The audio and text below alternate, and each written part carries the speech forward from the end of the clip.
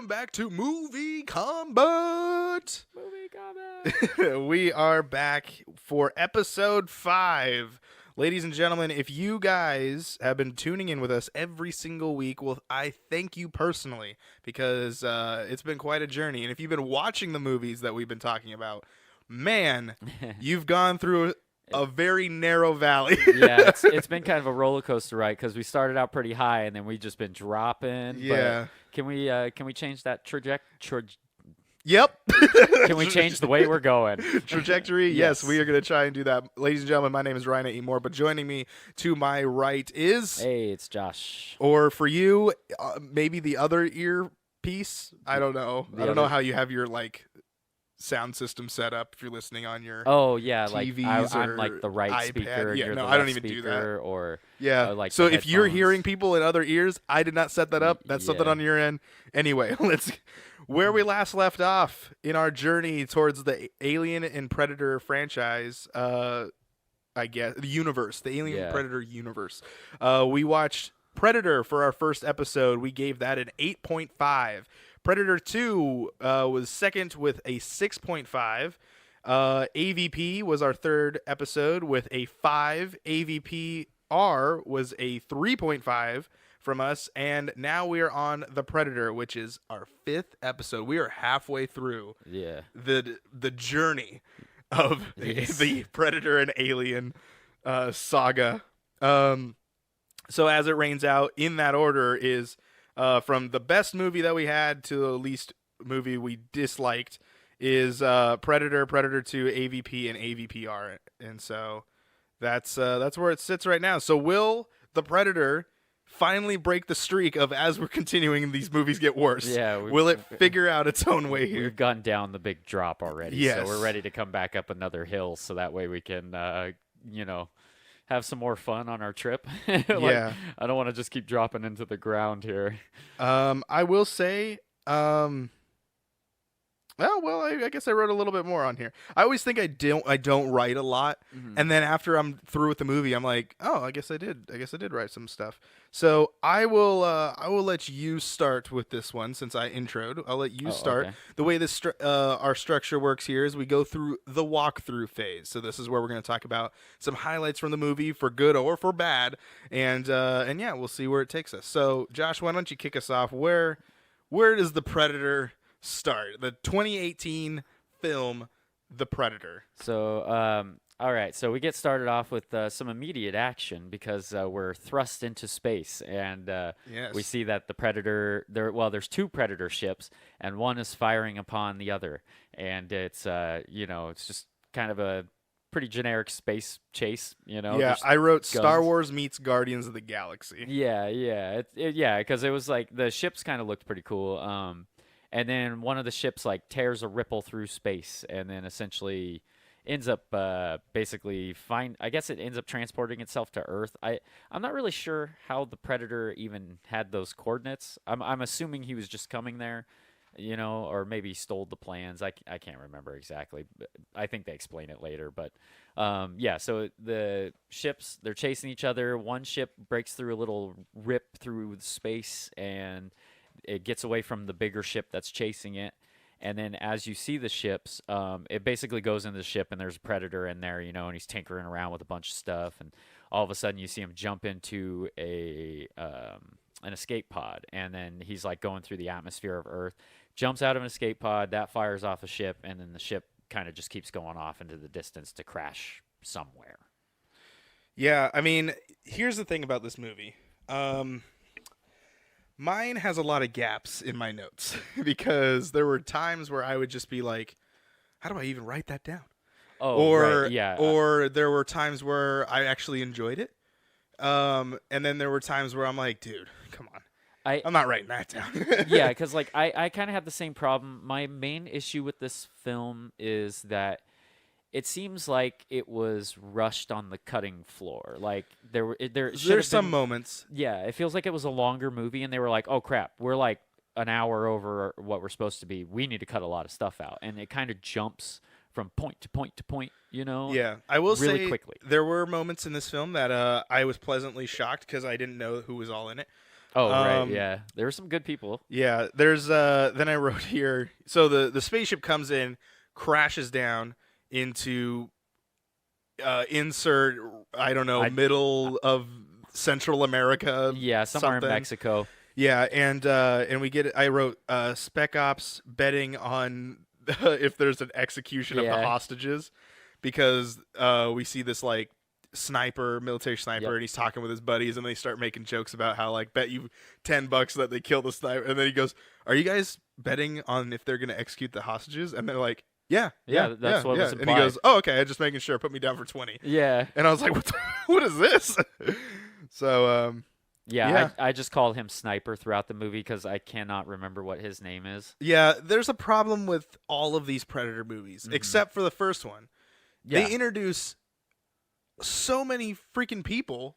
hmm The second one almost had this problem. It was just that I will say that it's our fault on the second one because there wasn't that many characters introduced. Yeah, yeah, we were just kind of Yeah. not paying attention Yeah, enough on that and one. because they always get a star actor or someone that's known, so we just know him as that character. Like Right. Gary Busey, we just knew him as Gary Busey because that's who that is. Yes. But like after Predator 2, there's like at least 10 or 15 people introduced, and then they worry about whether or not if like who is this person? I don't know, but Yeah. they're a part of the group They somehow. All, they all got nicknames in Yeah. mind. So and then so after that the spaceship crashes and like disrupts cuz he kills the guy, the whatever executor guy. And Oh, then the right, ship yeah. crashes somewhere near where the sniper guy is, and he rolls down the hill, and but then he finds this wrist thing, this wrist launcher, and I wrote wristband finds the chosen one because I'm like, oh, here's the main character. Oh yeah, yeah. Because basically, like he gets knocked out for a quick second, like in the craziness of the crash landing, and then he ends up getting up and then finding the ship, and he's digging around through the escape pod. The Predator's not there, because this was Which is a huge escape pod if you think about it. yeah, because this isn't even like the main ship. This is just the escape pod that the Predator was in, and it's huge. It's like the size of like maybe a helicopter, I'd say, give or take. Probably, yeah. You yeah. know, yeah, big enough for a few people to be in it, basically. Probably like a biplane. Yeah, and the Predator basically packed some gear with him when he jumped off the ship, and so there's a gauntlet and a mask inside the escape pod that the dude ends up putting in the bag For evidence. for evidence, quote unquote. And so Because they're never going to believe this shit. yeah, yeah, I forgot. Like I wrote down a couple quotes, but I didn't catch that one. And then 6 yeah. minutes and 14 seconds in, we get our first kill. yeah, that Not including from the Predator. This is the first kill from the Predator. yeah, because this is was that the dude? Are you talking about the dude that was in the tree? Yeah, he gets like Okay, strung yeah. up. Yeah. Yeah. Yeah, the two guys, basically the group meets up. His like two guys that he was talking to. Well, one of the guys shows up and he's like, "Hey, where's so and so?" And then that guy falls out of a tree. Yeah, yeah. What'd you think of that shot when so the Predator's running around and then he ends up getting knocked out real quick, but then the body that's hanging in the tree ends up like bleeding all over him. Oh yeah, and then he looks over and it's like it slowly starts to show him. Yeah, I think I wrote that down. I wrote invisible predator shown with blood. yeah, I thought that was such a cool scene. It was Yeah. like that was one of the coolest Predator reveals I think I've seen because they So- always stuck with the standard invisible and then they flash their eyes thing. Without spoiling the ending, because we're gonna get to spoiling the ending, but Yeah. without jumping ahead of ourselves, I guess. Remind me to come back to this moment, okay? Oh, okay. The first killing. All right. So, Oh, okay.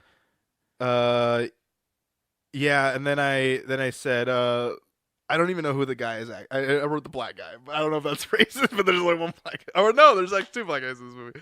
But I'm like the secret agent guy.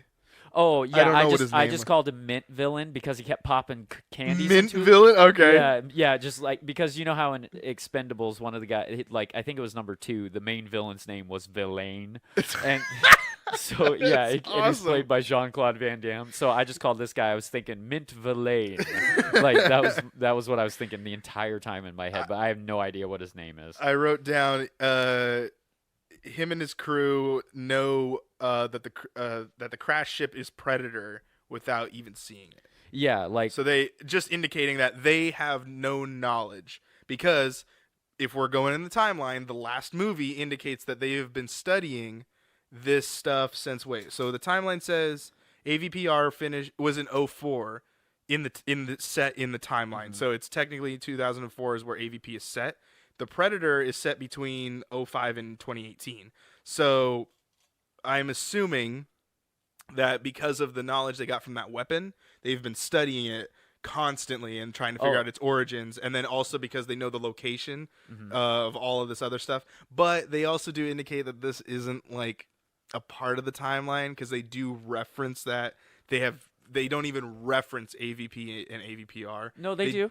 And Okay, not directly. Yeah, because they definitely mention Predator and Predator 2. Yeah, They yeah. definitely they're mention constantly that. mentioning '87 Predator and then the City one and all that. Yeah, which is later in the film. They actually not too far ahead of us. But yeah, so that was. But AVP and AVPR. I don't know. I'm curious to hear where those references are. But anyway. Oh, okay. So yeah, why I wrote it down was just to indicate that there is this organization that does have knowledge of the Predator. Yeah. Currently. And we don't know who they are at first. Like, they don't really even say their name or nothing. Like, they just kind of show. I don't think they actually ever say. Yeah, because that they're working for the government or for anything. They just are. Just there. scientists and military dudes. Yeah, that was. I don't remember seeing anything. Yeah. Yeah, because I have no idea what they ever said. Anyway, as far as like, that they were working for the government or anything, they're just suits. They're just kind of generic villains. We didn't mention though that when the dude gets the gauntlet, there's a weapon comes out of it and fires at the Predator. That's how the Predator got knocked out. Oh yes, that is how he dies. Yeah, because I forgot about that. And then later on, when he's running through the jungle, this little ball pops out, and it turns out it's like a little camo ball that he's able to. I guess used to camouflage himself. He kind of just messes around with it real quick, and then he just puts it in his pocket. But yeah, then he runs off. So a little bit going on that weapon though. I think he launches like something that spins, right? Yeah, and then like it slices Predator, which kills him, and then it slices the body in half. Yeah, and then that's how the blood starts splattering on the ground. Okay, so now I remember that part. Yeah. Yeah, because I was trying to remember like when he shot that weapon, but yeah. Yeah, and so then he ends up going to like some Mexican like bar or whatever, and tells the bartender to mail the stuff. Mail what's in the package, not the package itself, or mail what's in the bag. That's how he sent it. Okay, Yeah. I was wondering because I was definitely shocked when that arrived on the doorstep too. Yeah, and originally, and I was confused about it on the first viewing, but I'm glad I watched it the second time because then it made more sense to me. So he mails the package, or he tells the guy to mail what's in the bag, so the mask and the gauntlet. The guy puts it in a box and mails it to a specific P.O. box, but then when it arrives at the kid's house, which it arrives at basically his kid's house. We were jumping way fast, but yeah. Sorry, it's just a quick mention because yeah. It ends up not going to the P.O. box, but it was because the mailman's like, well, your dad has to pay his P.O. box bill, and it's just piling up on their doorstep. Yeah. Yeah, and so because he's been locked up this whole time. Yeah, but so I didn't get it at first. Like, it took me a second. So as the guy that's there, when he's trying to send it to himself, I wrote down, man drinks down the golden snitch. Yeah. Because that's how he ingests it so that he can deal with that later. Yeah, sneak it across the border that way, I guess. And then we head into finding out that his kid I don't know the appropriate PC it's just terminology. Asperger's. Well, that's his actual. But how did I refer to him as? I wrote the kid. That's what I just wrote. I just always called him kid. Yeah, I didn't know what else to write there. Yeah, I guess it's like I guess it's a form of mental illness, I suppose. But yeah, I mean, maybe the next step in the human chain. evolution. Okay. Yeah. Anyway, we'll get to that later. But I said the bully kids pull a fire alarm. Okay, so the kid is sitting in class and he's in this like chess club situation. But I think it's just like a regular classroom, and then all the kids are just playing chess or something. Yeah, something like that. And the kid is looking at all of the chess pieces, and then it cuts to these two bullies, and they pull a fire alarm. Bullies nowadays are just so lame, dude. I don't know, and I don't think this. You know what? Never mind. I'm not gonna get into that. But anyway, so the kids that pull the fire alarm, they walk into the classroom and see that the kid is freaking out. And so they bully a mentally challenged kid. I didn't know if that's PC, but I'm just gonna say. I think he that's has fine. something. So anyway, I was like, what an asshole group of kids. Like, who where did you find that was appropriate to do at any point in time? Like, who taught you that? Mm-hmm. But anyway, I just thought that was kind of a weird thing. Yeah, because they kept saying like, well, and it sounded just the way they were saying it kind of like was weird because Yeah, they're just like, I want an Asperger. Yeah, I was like, that's kind of. Yeah, because I was like, that doesn't sound good. You're not really bullying him so much as you are like kind of weirdly coming on to him. Yeah, like, it was really weird. It was like very awkward. Yeah, no, I definitely found that weird too. The writing on that was a little weird. Yeah, and then the kid freaks out for a second, and then they're just like, yeah, this kid's messed up. And then they knock all the chess pieces down. But what happens with all those chess pieces, though? Did you notice what he does? Yeah, because he picks them back up and puts them all back where they were supposed to go because he's got exactly like, where they memory. left him. Yeah, he's like Rain Man first. Yeah, basically, yeah, because he's got like super memory apparently with his symptoms. Yeah, and then I totally forgot Olivia Munn is in this movie, Dude. and I was like 13 minutes into this movie, I'm like, yes, G4 Attack of the Show. What a weird intro that was. Like, did you find it? Okay, so the guys, I was just more happy that she was in the movie. So. Yeah, I mean, the first time I was surprised because I didn't even know she was in it, but then the second time it was so strange. So the suits, if you will, that's what I'm just going to call Mint Villain and his government lackeys. They get out of an SUV and they're walking, like Olivia Munn's just standing in the middle of a field, just drinking coffee, staring at a building. They walk up to her, and then they're just like, so-and-so doctor. Oh, that's right. And she's just like... She turns and gives him the weirdest, like, who, me kind of look. Yeah. And then he goes, I heard, what was the program? Like, I heard you were, like, a fan of stargazing. And then she kind of is just like, got this weird quizzical, like, what are you talking about look on her face. Yeah. Doesn't say a word. And she has her dog with her, and so then the guy's like, my men will take care of your dog. That comes into play later. And then, yeah. You know that's foreshadowing to what's going to happen if you actually look back on that. Oh, good call, yeah. Yeah, which is weird foreshadowing, but sure, we'll accept it, I guess. Yeah. And then basically she's a dog lover, just remember that, because it comes into play later. And then they end up basically just walking to the SUV. She says not a single word that entire scene. And basically looks like she forgot her line, and they just kind of kept going with it. And they were like, "Oh no, that's good. Yeah, we'll just keep it." Okay, you know, interesting. That's how I felt during that whole scene. Like when I watched it again, I was just like, "This is weird." Like, and then even when she's in the truck, like they're talking to her, and then the only line she has that entire time in the back of the car, she's like, "What am I looking at?" And then they say some stuff, and then she kind of has that weird look, like, "Huh." Yeah. What am I doing? You know, well, like I kind of forgot my character. In theory, anyone would have a puzzled look when everyone's like, when they just spewed all this information about, because this is where they dropped the 87, 97 thing, right? Because they say are referenced as years that the Predator has been here. Yeah. And yeah, that was about it. And then it cuts after that to unless you had more about in that scene. No, that's pretty much it. It cuts to the mom walking in, I believe. Yeah, that's Olivia Wilde, right? No, that's not Olivia Wilde. Wait, who is it? It's I not don't Olivia Wilde. It's the one. It's the chick from Dexter. She was in the last couple seasons of Dexter. What's her name? Oh God, I can't remember. Yonavi Starhovicki? I don't know who she is. Wait, Yvonne. She was in Dexter, yes, and she played Hannah. Yeah. Hannah McKay here's her character in Dexter. I have no idea what Russian name this is, but yeah, I'm not gonna go with that one. But anyway, this is where I wrote shout out to Target and their piss poor costumes for Halloween, because like she comes in. Obviously, this is taking place during Halloween, which I don't know if this movie came out during Halloween, but they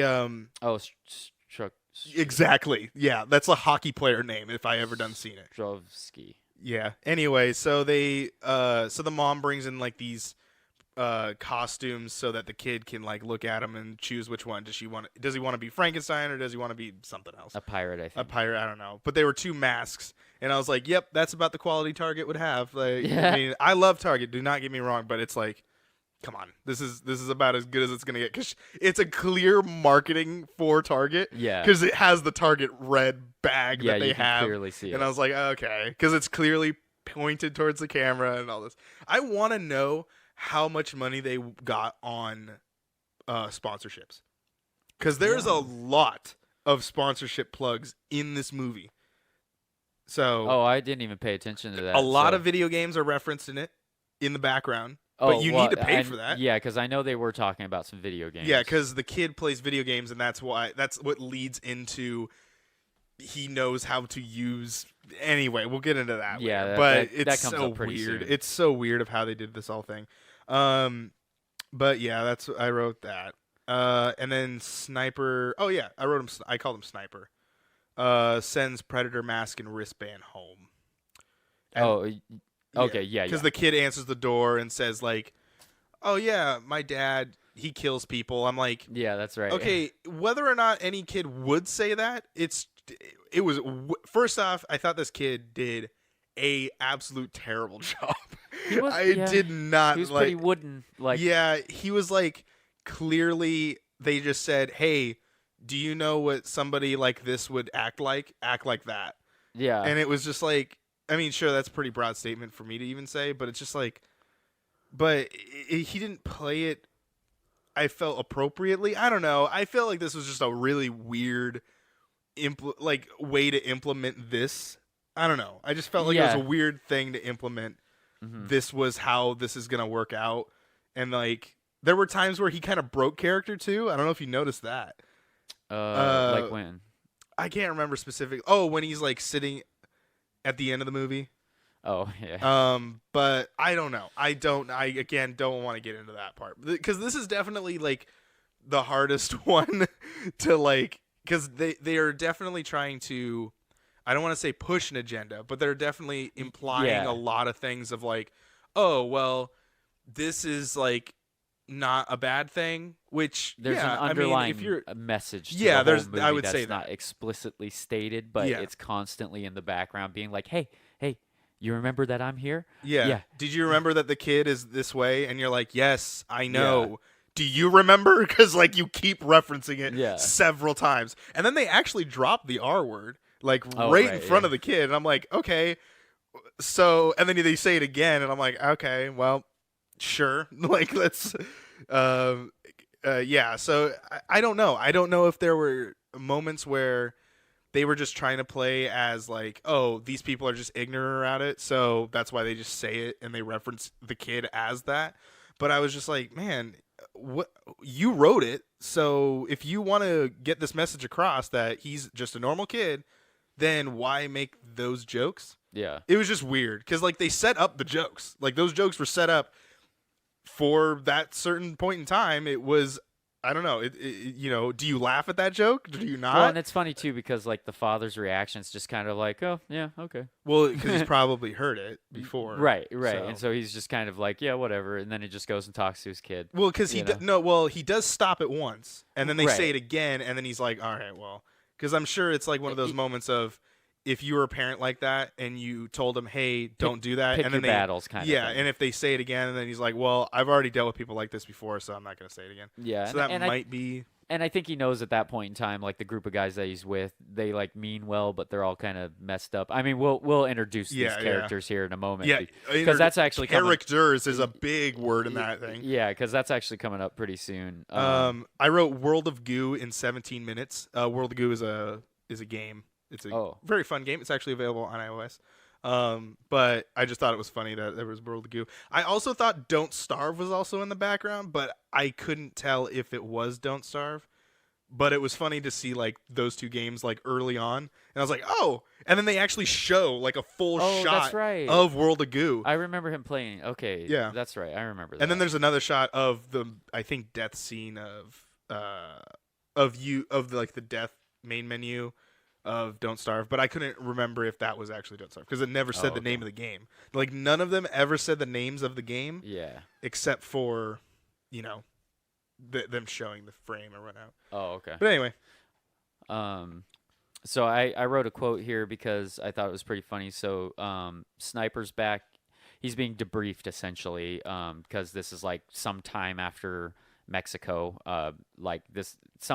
I forget. I guess they picked him up after he swallowed the camo ball, and that's like how he hit it from. There is actually a deleted scene. Oh, okay. That I did see because the deleted scenes just immediately started playing after the movie, which was weird. Oh, okay. And there is actually I don't know why they cut the scene because it's actually pretty good.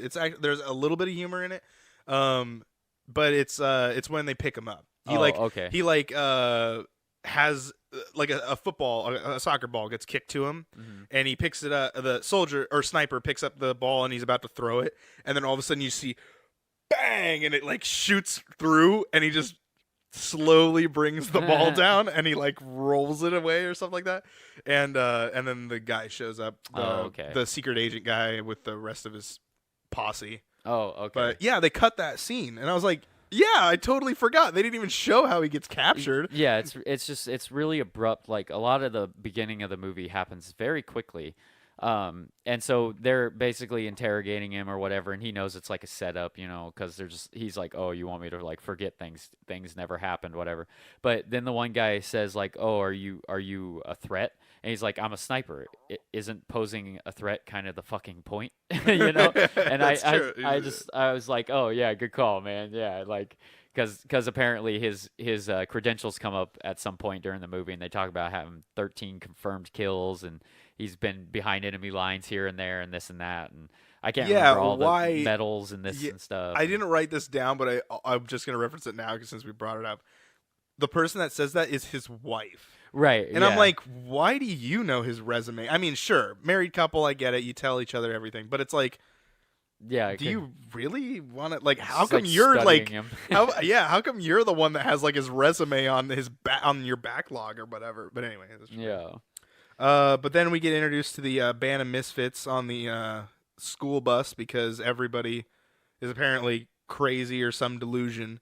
And I wrote down the comedian is cast as the guy who tells jokes. Oh right. I was like, wow, way to just totally freaking typecast him. But when the dude's getting on the bus, when Sniper's getting on the bus and he's getting escorted out, one of the guys is like pushing him around, and he's like, if you push me again, I'll break your fucking neck.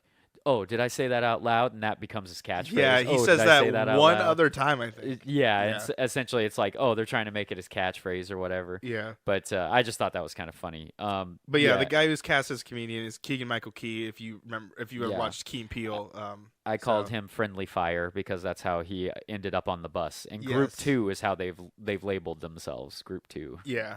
Because they're Group 2 Group 2 of therapy session, whatever. I wrote down school bus of people are all main characters. yeah, and they're all like pretty decent actors too. Because there's Thomas Jane, who plays a guy with Tourette's syndrome, so I just call him Tourette's. And then Nettles, I don't know who that guy is specifically, but I know I've seen him in things. He's just some weird kind of dude. And then Nebraska, he's been in a couple shows. He was in The Wire, I think. And then he's like the main leader of their group almost, besides Sniper, obviously. So it's Thomas Jane is the guy who you refer to as Tourette's, but his main character is Baxley? Yeah, I have no idea. I can't remember. Then Alfie. Also, by the way, Allen, yeah. Yeah. Theon Greyjoy. He's been in Deep Blue Sea. If you ever see Deep Blue Sea, that was a pretty good movie. Who?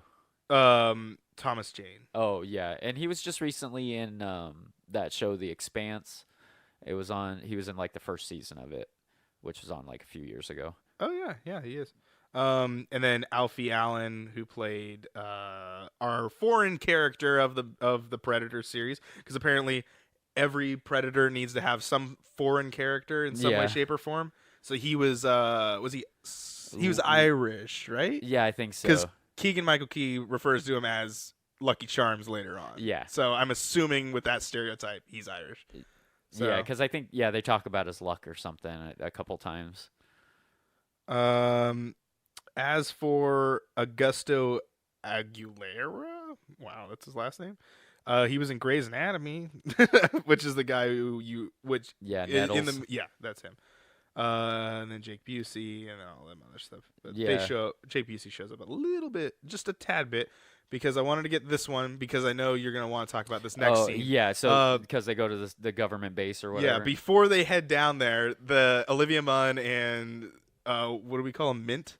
What is Mint Villain. Mint Villain. I'm just going to throw it with Mint. Walked up. I could get his character name, honestly. Yeah, but I at have this no point, idea it's what like, his name is. He played Nebraska. No, Nebraska's a good guy. Yeah. Traeger? Oh, that's right. Yeah. Traeger. Yeah, Traeger. Traeger. That's right. I remember I remember Olivia Munn shouting out his name before a great scene I was like, that wow, happens that's later. great. No, but anyway, so Traeger and Olivia Munn's character show up, and they go up to the front desk, and I think Olivia Munn says something first, and then they're like, Oh, "Oh, yeah, we can't yeah. let you in." Like they give him a look of like, "We can't. Who are you?" And then Traeger goes, "Let us in," kind of thing. I'm like, you can Yeah. clearly see he's here, so why didn't you let him in the anyway? But then he makes the best line of the whole entire movie. Are the walls getting longer? Yeah. Which is a Haunted Mansion reference, and I Yeah, was is just it just your imagination, yeah, is it or just is this haunted room actually stretching? Yeah. I was like, dang, this is so good because I- I was not, and I did not see that coming. I made sure to write that down because I knew that. I would reference it. Yes, Yeah. yes. It definitely made. I was And- like, oh man, this and got me I- back in the film.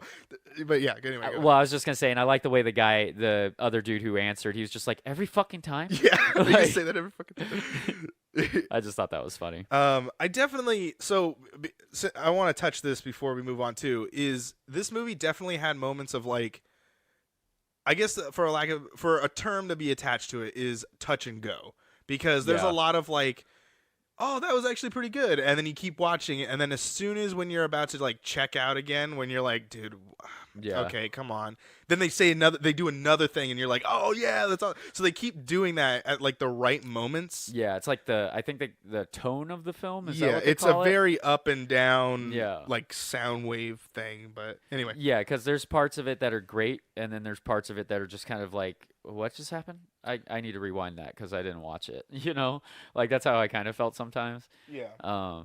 Yeah. But And- at 22 minutes and 20 seconds in, we get to hear a term be used for the Predator for the first time. oh well, just before Just that. before So- that. Okay. So this is where they make the link to AVP. So Oh, okay.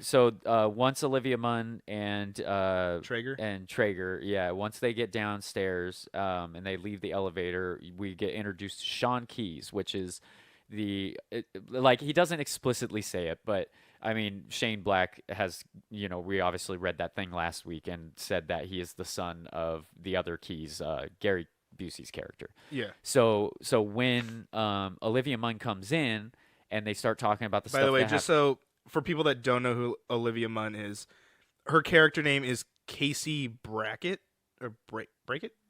She plays Casey. Anyway, Oh, that's okay. her character name. Just so that people know. Yeah, we're just going to refer her. to her as Olivia Munn because we Yeah. know her as Olivia Munn. So That's, anyway. yeah, she basically played it like sort of Olivia Munn, just with a confused look on her face the entire Yeah. time. I don't know. You see Attack of the Show when those so- hot dogs were flying down? It was kind of confusing. Man, I missed that show. So when she walks in, she's like, "That's alien technology," and then when she walks up to the glass, it's the spear from AVP 1 along with a weapon. I think it was the weapon that the Predator was using because he had like the blades or whatever. Okay, because just play devil's advocate. The spear did exist in Predator 2. Oh no! The spear that I'm talking about is the one with the alien tail attached to it. Oh. Yeah, the one that the girl had. Yeah, so then that must mean they must have captured her, Yeah, at some point, I'm the main assuming, character for AVP. Yeah, because I'm assuming when she got back on the ship and went back to the U.S. or whatever, somebody figured it out because they were tracking all that stuff. Yeah. Because they mentioned that they've been tracking it since 87, 97, and then basically every time it's shown up, they've been behind the scenes, like tracking it down. And so, yeah, they had in the glass case, they had the alien tip spear tail. Oh, it was the shield. That's what it was. And the alien helmet shield, because she had that stuff at the end of the movie. And then, I don't remember seeing it. or maybe, I know it was or really- it might have been the dagger. Yeah, that because the- I was that the like, alien man, if or they that had the a Predator xenomorph had. in there, that definitely would be a callback to So- AVP and whatnot. Yeah, so it must have But been the dagger. I don't then. remember seeing a xenomorph. Yeah, because at all. I just know it was two things. It was the spear and then something below. It must have been the dagger because maybe it wasn't the xenomorph. Yeah. And then in the other side, they had the first Predator's mask, and then the second Predator's mask, and the shoulder cannon. I Yeah. think from either the first or no, it couldn't have been from the first Predator. Maybe it was from an AVP Predator because they had a shoulder cannon in there, and it couldn't have been from the second one because his shoulder cannon. Well, it might have been his. He might have taken that off when he was in the bathroom repairing himself. Either way, they had a bunch of shit there in the place, and then you get introduced to Sean Keys or whatever, And then that's when they start walking into the room or whatever, and the Predator name drop and all that. Yeah, they for the first time in the whole series, it legitimately gets referenced as the Predator's name is the Predator. They refer to him as Predator. Yeah. And then Olivia Munn makes the Like, the very well thought out. But Predator's hunt for survival. Predator is actually more of a bass fisher because she's referring to as Predator as more of like the way he described. Yeah, and then he goes, and then Traeger goes, but Predator sounds cool. And then everyone goes, fuck yeah. And I'm like, okay, I guess everyone just broed down there for a moment. Yeah. And then Olivia Munn goes up to the Predator and looks at its face and says a little modified, but what does she say? She says, "You are one beautiful motherfucker." Yep. I was like, so they kind of changed the line a little bit because she's a scientist fascinated with aliens. So she was just like, "Oh wow, this is great!" Like she just wants to study it or whatever.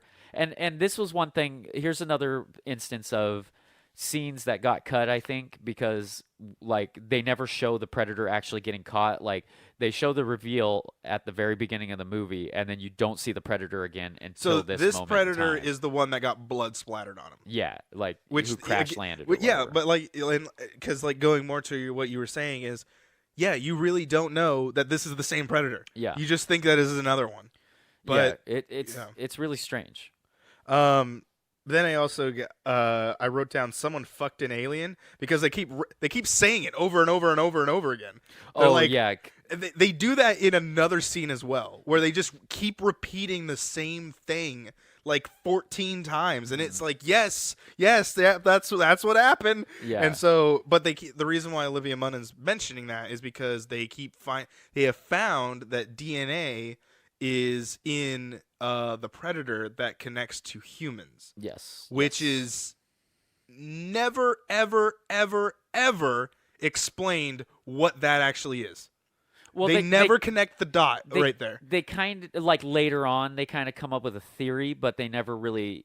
They never explain, well, okay, so then... Because I don't want to spoil Prometheus. But like with this movie...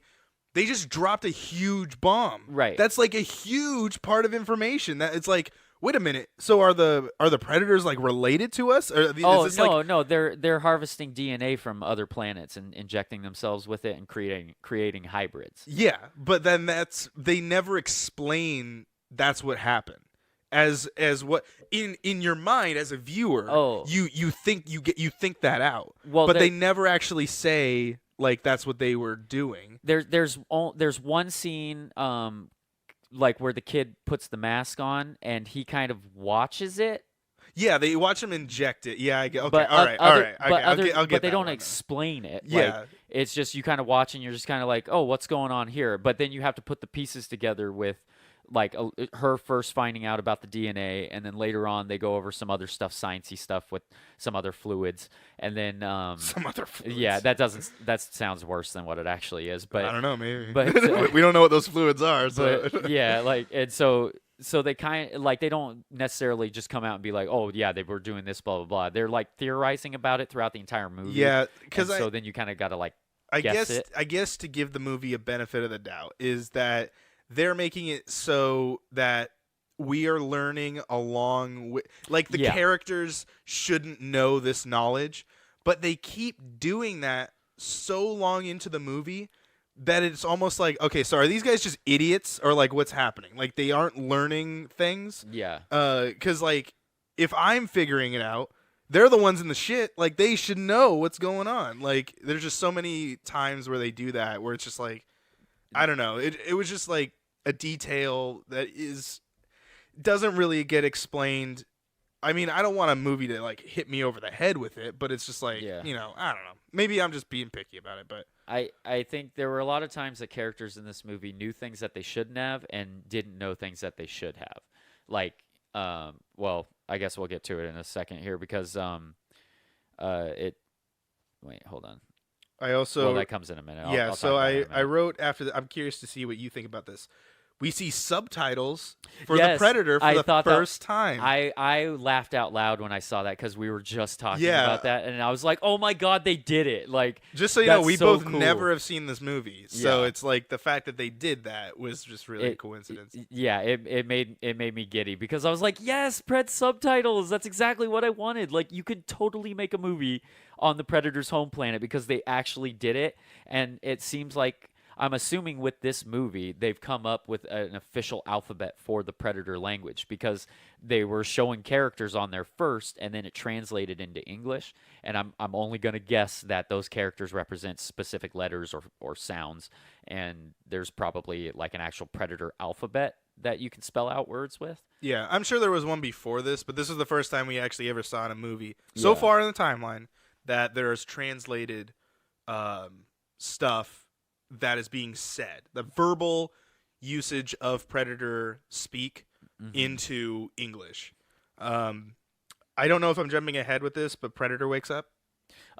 Just a little bit because I skipped a lot, so forgive me if I do, because I was just like, there's just a lot of times where just not that much was happening. Yeah. So it was hard to like write a note about it. Yeah, So. because this is basically this is one of those moments where it's just basically the Predator that's coming down that was chasing the original Predator breaks through its little time vortex thing or the wormhole or whatever. The Star Trek, what did they call it? The first Star Trek movie when what's his face like broke into this wormhole and then Spock spat out. Yeah. Like it seemed for like seconds. We're getting into it. They tear through space. Yeah, it pretty much seemed like that, which was weird. And so the big Predator's coming to Earth, and as he's doing that, the kid's tinkering around with some of the Predator gear that he opened up in the box, and so he's like messing around with it, and he basically thinks it's a game, and he's like learning the Predator language and their maps and all that kind of stuff. And as he's messing with it, it's screwing up the big Predator's ship because it goes into the ship and you see that it's like a bigger Predator. He just looks menacing. Like, yeah, I mean, you don't get a full on shot, but you're getting the scale of how big this dude is. But yeah, you can just tell he's like. He's a little more ominous than Debo to Ice Cube and Debo. Friday, you know? Yeah. Wow. Yeah, we're going to call that Predator Debo from now on. I referred to him as 11 foot. Oh, okay, yeah. I just called him Big Pred throughout the movie, but I'm gonna call him Debo from now on. Oh my God. Yeah, and so basically his ship, like the kid's messing with the thing, and it keeps turning his ship visible, and it keeps going on and off the radar. So they scramble some jets to go look for it, and one of the jets almost crashes into it because the ship just appears out of nowhere, and he's like, "Oh shit!" and he flies off. You know? Yeah. And then after that, it cuts to whatever you were just talking about. I lost my spot. Yeah, Predator wakes up and just kills anything he sees. Yeah, kills everyone except for main characters. A nude Olivia Munn. Yeah. Which you don't get to see anything, so there you go. Yeah, which kind of sucks. Kind of sucks. And this part, okay. If I have one major gripe about this entire movie, they introduce Sean Keyes. He says like 10 lines, and then if that. Yeah, and then Predator wakes up, kills everyone, starts escaping, and then Olivia Munn gets dressed, and then okay, so here's one of those moments where a character automatically just knows how to do something. She grabs a gun, and all of a sudden she's a stormtrooper, and she's like running through like the building like she's shot guns before. Yeah, she picked up a tranquilizer gun. Yeah, she's like a scientist. Like, and granted, it's a tranq gun, but she's running around like she's an action star. But then again, we don't know her background, so True. She could be like a park ranger maybe, and Yeah. that's why she's studying. I don't know, but Yeah. that is a lot of exposition that we did not get introduced to. So yes, Yeah, you are 'cause right. the There is knowledge she knows of a movie that is trying to play as, oh, these people are just figuring it out. Yeah. They definitely missed this one. The only exposition we get about her character is when she was 6, she wrote a letter to the president. Now she's a world famous scientist, and that's like the only. She says, I didn't even get that part. Yeah, she says that when they're going through decontamination before they enter to look at the predator or whatever, and she's talking to. And we get to see nude Gary nude. What's his son's name? Jake Busey. Yeah. Yeah. And so Jake Busey pops up, and he's like bleeding from his midsection like he had been attacked or whatever. And I'm not sure if you actually see him get attacked by the predator, but I'm assuming throughout the fray he got hurt. And then he's like, "Don't let him get away." And then Olivia Munn's like, "Sorry, not my animal problem," or something like that. And that's the last time you see him. He's in the movie for about 10 minutes, if that. And I was so excited to see his character, what his character was going to do, and that's the last time you see him. He doesn't do anything for the rest of the entire movie. And out of all the things, that automatically docked at a point for me. I was just like, dude, like I was You so set up the pins. You refuse to knock them down. exactly. It's like, why even mention his character? Why even have him in it? Like, he played no pivotal part to this entire movie. He was just exposition for like a couple scenes, Yeah. and then that was it. And so that kind of pissed me off. But yeah, Olivia's running around like crazy. She eventually gets dressed. Oh, So it's just as rough.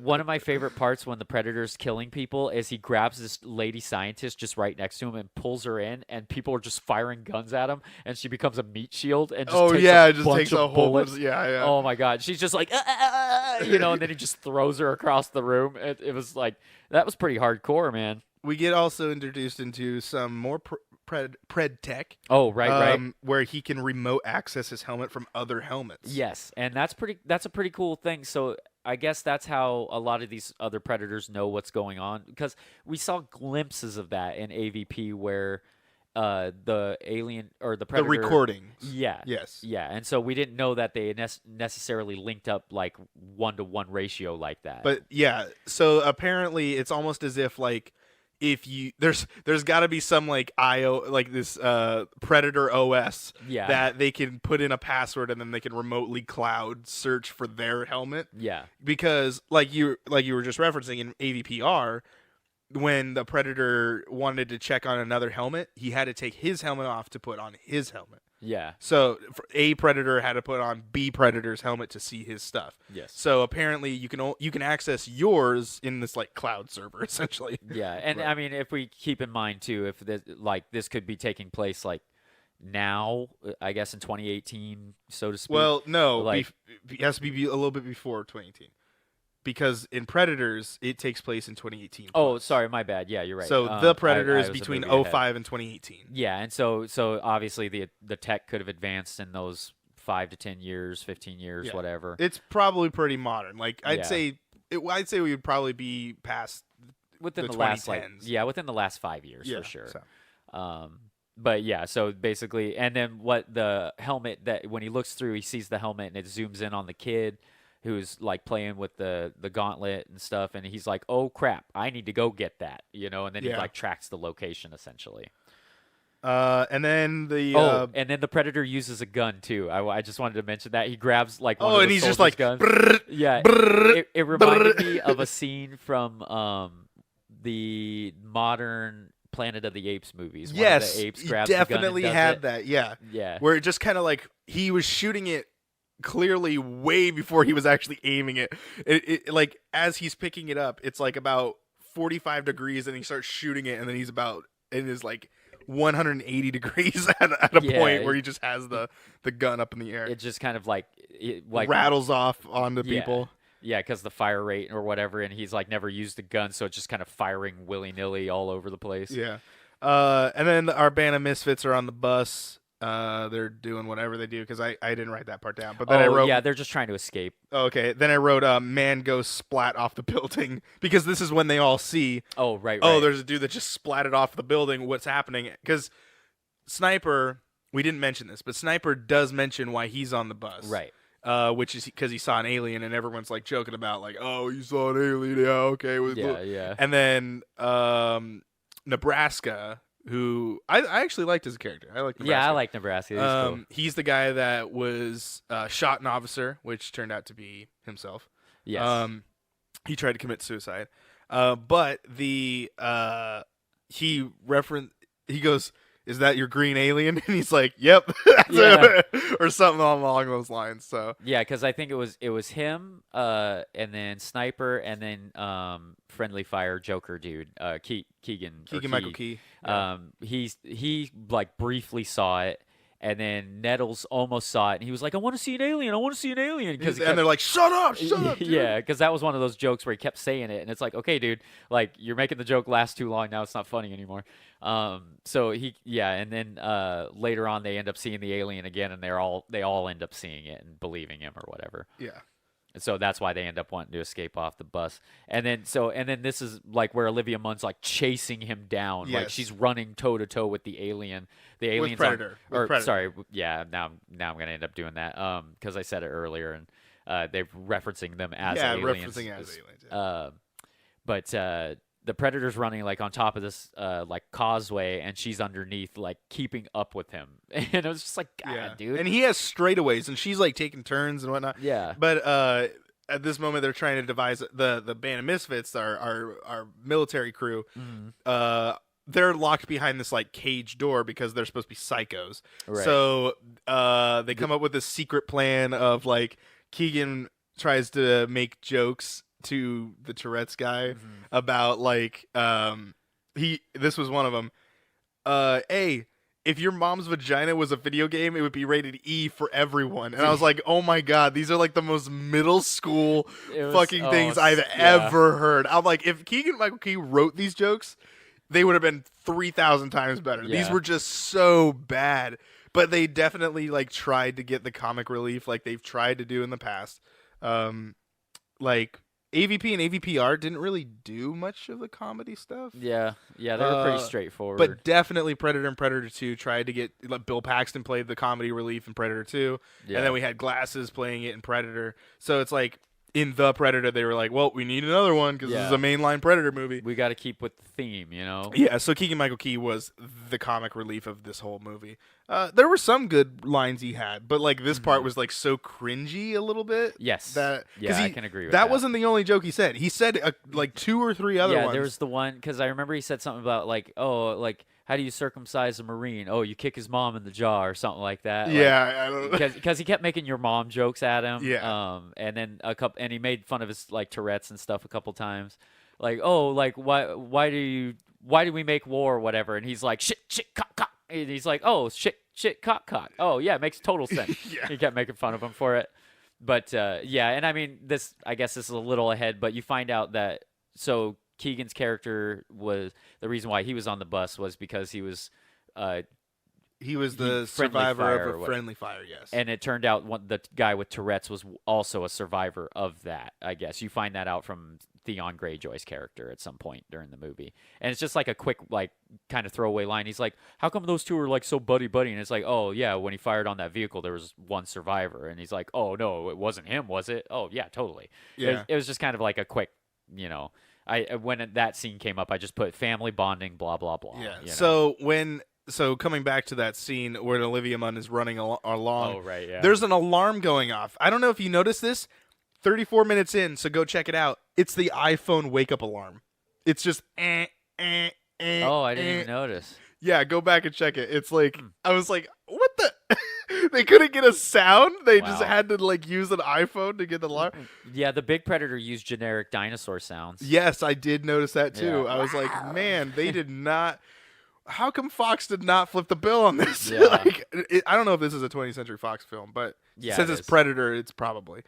Anyway, then I wrote Olivia jumps on the bus of military guys. So I was just like, main character meeting up with mainer characters. Basically, and she shoots herself in the foot with the trank gun by accident. I 'cause she didn't get falls. that part. I didn't get that part. Oh yeah, she slips when she's on the bus, and it goes off and hits her right in the toe. Oh, I didn't notice that. And then they start showing predators like running off and whatnot. Yeah. And then then Olivia is like on the bus, so the sniper is like, jump off, I'll catch you. Jump off. Yeah. And then they're like, oh, like all the rest of the guys are running away, and he's like about to go off that direction, and then she jumps and just eats shit onto the floor, and then the sniper's like, oh, sorry, and I'm like, dude, I go, Olivia jumps on the bus. Oh, I don't know.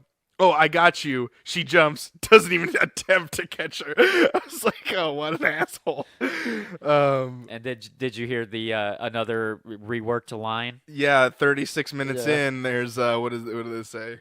So it's a bunch of motorcycles parked over by a building, and Nebraska looks and he's like, "Get to the choppers!" It's just like I did notice that. I actually didn't notice what he was referencing because I had looked away to write that down, the jumping part. So when he said "get to the choppers," I was like, "Oh, okay," and I start writing it down, and all of a sudden I see, and I was like, "Oh wow!" It just became a big biker gang. Yeah, I was like, "Wow!" I didn't even notice that part. And another weird acting choice. I don't know if it was Olivia's choice or if it was the director, but okay, so Olivia Munn's like half woozy, kind of knocked out, right, from this trank. Oh, are you talking about how she straddles him? Yes, and then Sniper shows up totally weird. and basically gets her to get on the bike, but instead of sitting behind him, she straddles him from the front and then sticks her legs out like spread eagle. And then they just drive off, and she like the dude hands the gun off to Nebraska, and then they just go riding off into the sunset or the sunrise, I guess in this case because it was nighttime,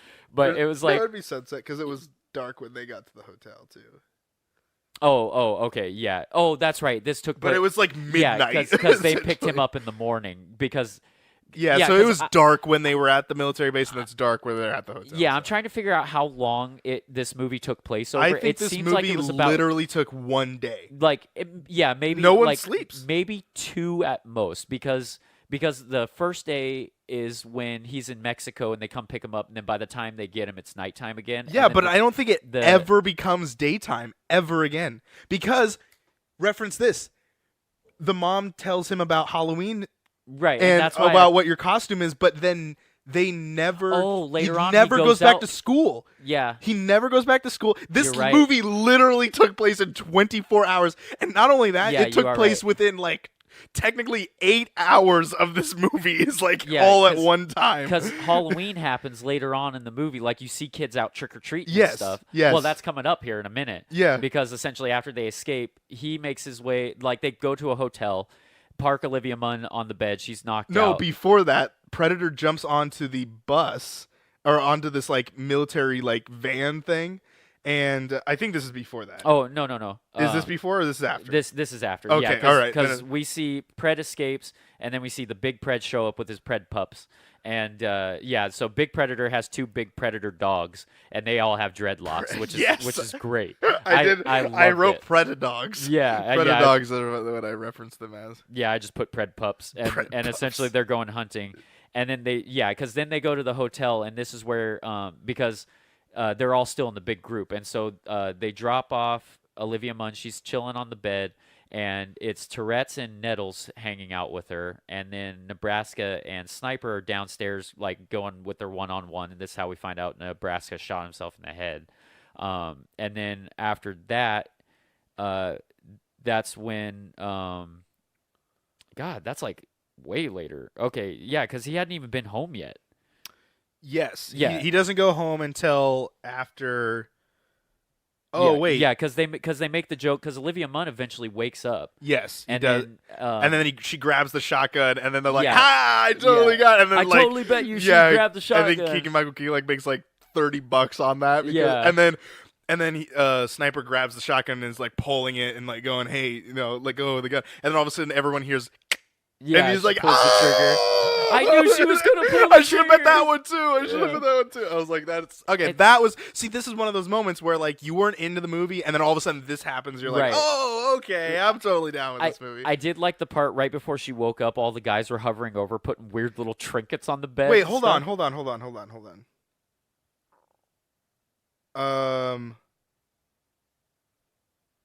No, yeah, you're right. Yeah, because are you thinking about the Halloween stuff with the other dog? No. Okay. So when Predator jumps on the moving truck, this is before that. So that happens before the hotel. Sorry, I might have been thinking of what you were talking about. So I might have been Predator, thinking of the RV later. No, not that. Oh, so okay. Predator jumps onto this moving van, like military van, and the driver and all of a sudden he starts just killing everyone in the back truck, and then the driver turns around. He doesn't look behind him. He just goes, "Hey, would you all calm down back there? Yeah, everything okay?" And then the Predator holds out an arm with a thumbs up. I'm like, totally what forgot the about hell that. is this? I thought it was funny though, but I was definitely like, what? Yeah. Really, really. I lolled. Lol. And then so then now I'm with you. Sorry, my bad. Because I wrote, man. I totally I wrote forgot about that. military guys act as if they've never seen a girl before. Yeah, because then they're putting all those little trinkets on the bed, like As like offerings, pretty much. I'm like, Yeah. hey, get well soon. there's like candles and little flower a petals. cup of and, tea. and It's like, Nettles makes a little unicorn out of tinfoil, and Yeah, he puts yeah. it like right next to her head, and then Sniper comes in. He's like, "Get away from her, guys! Like you're gonna freak her out." yeah. Yeah. And then as like clockwork, she starts waking up. Yeah. But then and then so to get the shotgun away from her, he flicks her in the nose. Yeah. And, like takes the shotgun away. I'm like, what? That was all you had to do. But And she tries to storm out at some point. oh yeah, after and they then talk. Tourette's says Yeah. something. Do you remember what he says? Yeah, he goes, eat your pussy. And then she's like, excuse me? And he's This like, isn't- I didn't say anything. I don't know what you're talking. It Excuse me. sounded what?" like you said you wanted to eat my pussy. And Oh, no. I said, she's your pushy. yeah, I said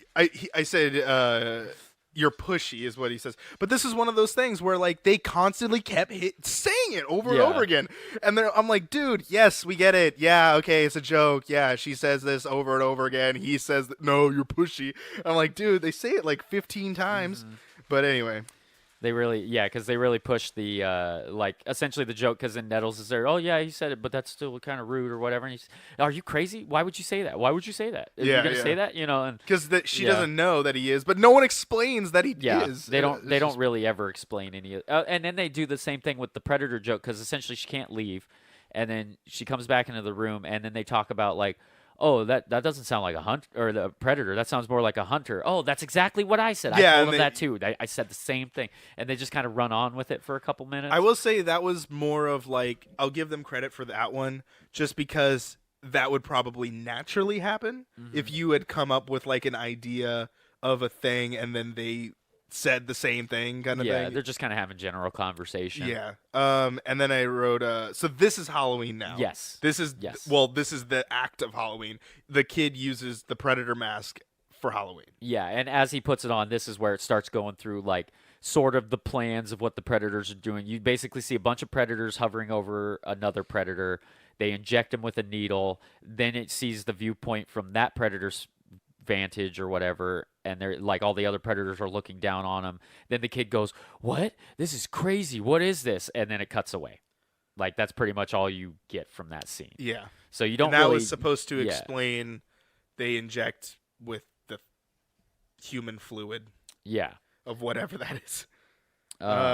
Yeah, and then so the sniper ends up coming home when the kid's gone, because he leaves with the predator mask and the gauntlet, and he's basically, and like, I'm not gonna lie, like, the sniper's looking for a shit, you know, and then they're like, oh, we gotta go find our kid, whatever, you know, pretty basic stuff. But when the kid's out and he's like walking around with the mask, he looks really cool because he's so tiny, and the Yeah, predator and the helmet's mask so is big. like huge. And when he rings the doorbell he goes up to a house and he runs Well, into before those, that, there is the kid, or I'm sorry, Sniper and his band of misfits show up to his house to explain like all this, like he's looking for this and that and the other deal. Mhm. And what do you call it? I think it was Nebraska that said this, where they were trying to make reference to of like what the predator looks like. And Nebraska says like an alien Whoopi Goldberg. You know Oh, who Whoopi yeah, Goldberg yeah. is? And I was like, yeah, that's about right. Yeah, pretty much. Yeah. But I'm like, what? Why would you drop a reference? The movie came out in 2018. Whoopi Yeah. isn't really a household name. I mean, she has the show that she's on. I think, what is she on? Like, she's Is on she that. on Hollywood Squares or something? Yep, I'm sure Hollywood Squares, the Or show that was or canceled she was on, 10, 15 years ago. like The View or something. The View, that's what it is. The one, all the, yeah. Yeah, the old not to ladies get too from much 20 into, years ago, and they talk about lady stuff. yeah, old lady stuff. Old lady I stuff. don't know, not too old lady stuff. They're just what they are. Anyway, but yeah, I thought that was funny. And then there was a lot more. I wrote a lot more funny moments because there's a lot of just references when they're all in the house. Yeah, they're just having a goofy time. Like, Theon's eating pickles in the kitchen. Yeah, with his fingers, he's just like taking. yeah. This is Lucky Charms that's doing this. He takes his like two fry rings and just fingering these like sliced pickles. And this is where because essentially Sniper grabs a gun, he leaves, he's gonna go look for his kid, and he's telling everybody that they need to come help him, but they're all like, we're not going out there, we're moving targets to like the government, the predator, whatever. And then the wife gives a speech about his confirmed kills and this and that. And like I did enjoy this part because like a couple people do leave with him, like Nebraska leaves, and then a couple other people leave. And then Nettles comes up and he's like, "Okay, I just want to let you know that your speech, like, I didn't like it. I didn't like it. It didn't really inspire me." But he called me a pussy, and nobody calls me a pussy, so I'm gonna go. Yeah. And then Tourette's, he's just like, fucking pussy, you know. And then they're just kind of like, yeah, fucking pussy, whatever, you know. And they're just kind of making a joke, and then he leaves, and then I think Keegan leaves, and then it's just Tourette's and Theon, and then they sit down on the couch and they're gonna watch TV, but then Keegan comes back and yeah, because they take the remote from him that's because right, they yeah. look like they're about to leave, but then they just take the remote, and then Keegan turns around and he goes, Yeah. "Come on, guys!" And he's like, "Oh, come on." He goes, "I really liked your speech," and then he walks out. Yeah. Yeah, And then pretty we get to the part where the kid is going up to the house and he rings the doorbell. So, and I like, okay, so he runs into the lame bullies from school and they're, you know, hey, Asperger's. And then, so they're like trying to be bullies, but not being a very good bullies. Yeah. Like, if that makes sense. Like for a movie bullies. Poorly written bullies. is Yeah, what they they're are. just- about almost as good a bullies as AVP are. Yeah, pretty much. And then he goes up to the house and rings a doorbell to a house that you can clearly hear people are partying in. Yeah, I And- wrote frat house. Yeah, there you go. And I love the way he turns and like tilts his head and looks back with the mask Yeah. because it just looks so funny because his head's so big and he just looks like a little alien and Yeah. it was such a weird scene because he looked like some weird little kid. Yeah, and then the asshole frat guy throws a fucking like beer can Yeah, at him or something. I got a treat for you, you little dick. He just throws Totally forgot about that. throws a beer can right at his back of his head, and then the bullies are just like, "Ooh, like, that was even bad for us." Like, and then this is okay. Now, here's another part of the movie that didn't make sense to me. So the alien helmet reacts. Predator. Or God damn it, I did it again. So the Predator helmet reacts like instinctually, essentially. It's like got a When defense. you feel pain, it's supposed to like react to the danger that you've just encountered. Essentially, Yeah, is what they imply. like automatic defense. And so a little laser comes out of the helmet, turns around, shoots the guy through the chest, Yes. and then explodes half the house. Yeah, I said the kid kills frat guy. I'm Yes. like, this kid, If not had guys. this kid had a higher body count than I Yes. think Olivia Munn did. Yeah, maybe even the Predator, like almost. You know, maybe not. Well, the no, Predator, not that but much. He killed only one. At He least the killed only big one. Predator, like the big Predator, only killed. No, that's No, not true. no, that's he kills. Okay, a lot. he's third, but Yeah, no, I would yeah. say that this kid he kills more people than yeah. than an average person. at He kills least- more people than the bullies do. At least one, if not several. And it's never brought up again. Oh, that's right, because he blows up the house, so there's Yeah. people inside. There's That's gotta be people right, partying I totally in there. forgot about that. So- he probably killed like at least 10 or 15 people in that house. Yeah, because it was like the entire upstairs of the house. Yes, and if the people on the downstairs weren't dead, they died from the fact that Yeah, it just all collapsed the into it, stuff like the just- fire that's now Yeah. happening.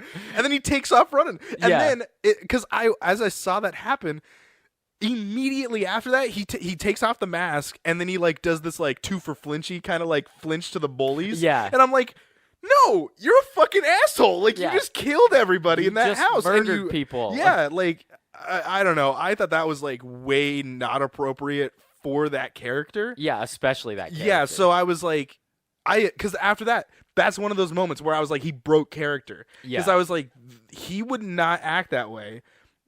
Because if he did something like that, he probably would not understand what he just did to them. If Yeah. he's acting as much as how he is Yeah. in the first scene with the chess, he should not be acting that way later in the movie like that. Yeah. He should not understand what's happening. It seemed a little too self-aware for his character. He acted as if he was just never mind, I won't use that. But he acted as, I don't know what the terminology for that would be. He acted like a normal kid is what I would have said, but I mean, I don't mean to like use that as, but Yeah, for lack of a better yeah, word. I can't think of it. But that was what I was saying is like, you know, if this is what you want to use, if you want to use him as this is the character he is, you have now like shattered that because you've now had him kill people. Yeah. And even though it was indirect, he had no effect on him for doing that. Sure, maybe he wouldn't understand. Maybe a kid wouldn't understand a situation like that.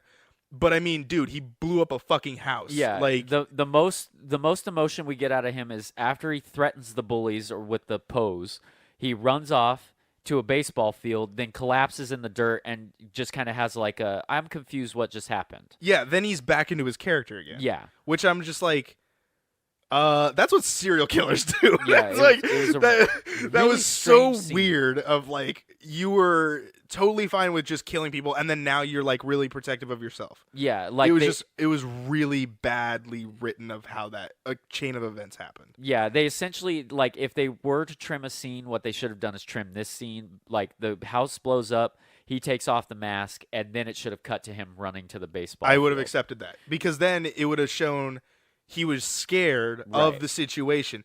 Like, I'm going to use this because I think Cuban Gooding Jr. did a good job in radio. But when something happened in radio where he didn't understand the situation, duly note that there are different, things that are happening with these two characters. But with radio, like, his mom dies. Mhm. A normal person would just, kind of emotionally cry about it. But he didn't understand how to accept that. So you see that character actually be that character. Like, Cuba Gooding Jr. uses that as if this was somebody like this, he would be like this. He wouldn't understand. He'd try to Right. like, why is this happening and this and that and the other deal. That to me is how you play that situation. Yeah. Or as opposed to this was like, I mean, he is a kid. I don't want to use that as an excuse because they casted him. I've seen good kid actors. The kids in Stranger Things and the kids in the new version of It, fantastic actors. Yes. They deserve it. You put them in this movie. So as a person that casted this movie, you should have known that this is how he's supposed to act. So I don't know. That's just my 2 cents about it.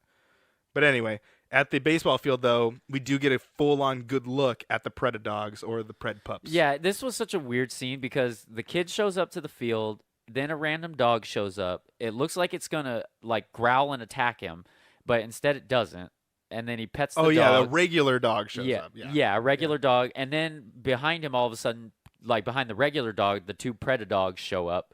And they've got full-on dreads like the Predators do, and this is where, like in the movie at least, at some point during all this, they surmise like, oh, what are these like? Why the dogs have tentacles? And they're like, maybe they're sensory organs, and it's like that's kind of following along with old Pred lore. Like I think they're trying to canonize some of it. Yeah. And so, but I thought it was a funny action scene because essentially the dogs show up.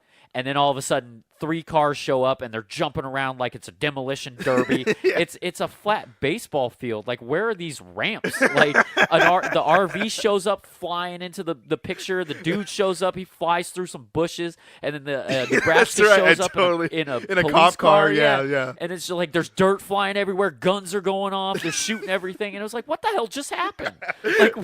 Like this just went from 0 to 1,000. Like, it was a pretty crazy scene. But essentially they fight the dogs down and they end up killing one, but then Nebraska like lobotomizes the second dog.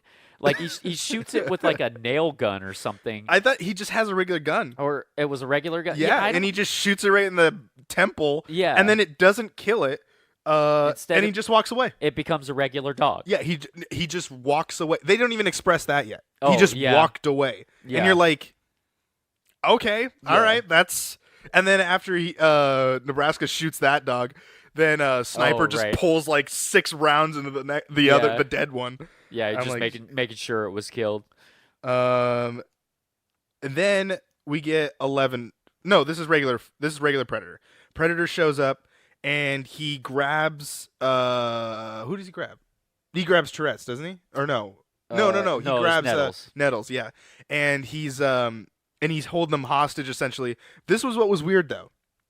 Predator signals to the soldiers, put the guns down. Oh, He yeah. signals to them. He So- doesn't start shooting them all. He signals to them, which I'm like, okay, but you killed everybody, like in the other Yeah. area. So you just saw him kill. You literally saw. Okay, because here's where I'm gonna start pulling some more stuff out of it. Why is Predator all he sees is that they locked him up on a table in a medical room, right? Right. But he kills everyone in that whole entire like wing, and then in this situation, he actually sees people kill the predator dogs, but then just signals to them to put the guns down. That's why I'm like, what? Yeah, now you have a moral stance on these people? Yeah, because throughout the movie, they're trying to imply that the first predator that we see, is sort of on our side. But he still But- kills everyone in that whole entire wing. Yeah, because they're like, he brought some things down or whatever, and we're trying to get it. And then like when the big predator shows up with the dogs, he's like, oh, I'm gonna capture the traitor or whatever, and that's like all you know is that he's chasing after this dude as like a bounty hunter essentially. Yeah. And so like you're like, oh, okay, so the other predator must be on our side, but he's killing people. But then yeah, when he runs into the main character, he's just like, oh, I'm not gonna kill these people. I'm just gonna tell them to put their guns down. And I think, and he was chasing them because he's trying to get the gauntlet and the mask back, right? Yes. 'Cause he's like, I'll give you. Essentially, he signals, put the guns down. I'll give you him if you give me my stuff back.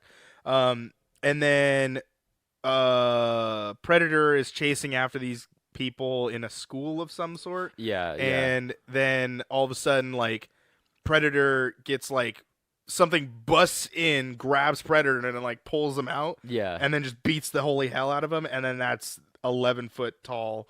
I wrote something grabs Predator, and it turns out to be an 11-foot tall motherfucker. Yeah, and he's a huge predator. And I Oh yeah. thought it was really weird because here's like an inconsistency with the film. Like, I can accept the predator vision changing, like, because of just the modern technology, whatever. But the big predator, when it goes into his vision, he's got like all the stuff from the mask like on his vision. Like, he's got the voice Yeah. recorder, he's got like the sensory stuff and whatever. And But he's able to did like. you also notice he doesn't ever wear a helmet? That's true too. So yeah. I'm thinking because they have spliced him with human DNA, he's able to breathe on Earth. Maybe that's it. Yeah. And maybe they've implanted him with like nanotechnology. yeah, I or was gonna something. say to just implement that maybe he has like contact or something like that. I- Like they've just put that in his eyes. Well, now. because he's able to produce an exoskeleton at will. yeah, So yeah, maybe he's just got some kind of biotechnology built in. That's the only. I tried to give it the benefit of the doubt. It wasn't a big gripe because it only happens like once or twice. that yeah, you see but from it his is vision. something to note though, because But- that is something that they do try to Yeah. throw. Obviously, it's in the movie. So Predator and Predator 2, AVP, and I don't think we actually see it in AVP 2. No, we don't see it in AV. No, yes, We see it in yes. Yeah, because he's not in AVP R. He what? The Predator vision. Well, he looks at the aliens and stuff when he's chasing. That's down. right, because they have to see the alien, Mhm.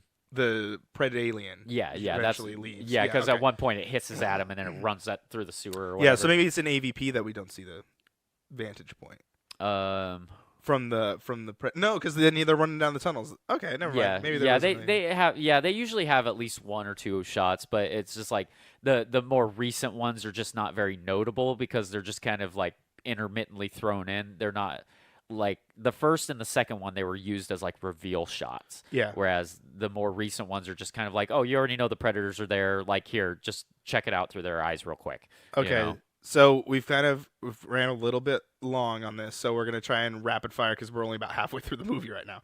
So Yeah, this one was kind of long. yeah, Big Predator one punches Predator, and then later on, Mint says I can't remember what is his name. Oh, Mint Villain. Yeah, no, Traeger. but Traeger. He pulls up the thing and he goes, "Man, someone fucked that N-word up." Oh, and I was yeah. like, and then the guy goes, "What'd you say?" And he's like, "Nothing."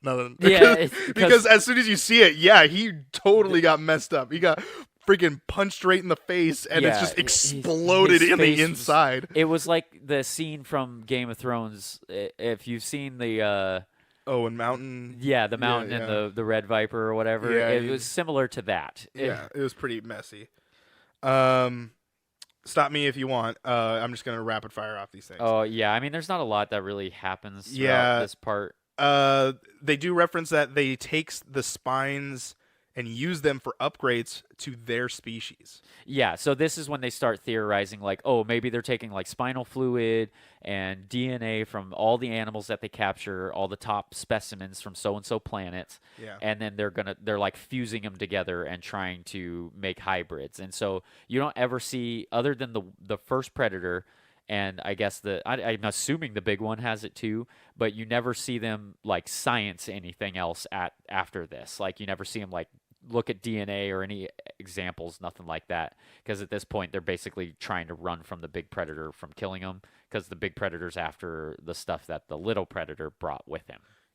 We also see the predator dog followed the group that was traveling in an RV. Yeah, and so this is when Pred Dog becomes a normal dog, like he's panting, he's barking, and he's just like a regular dog. And at one point, in order to get the dog to like go away for a second, Olivia Munn throws a grenade into the woods and plays fetch with him, and then that's when they take off, and then the dog follows him with the grenade in its mouth.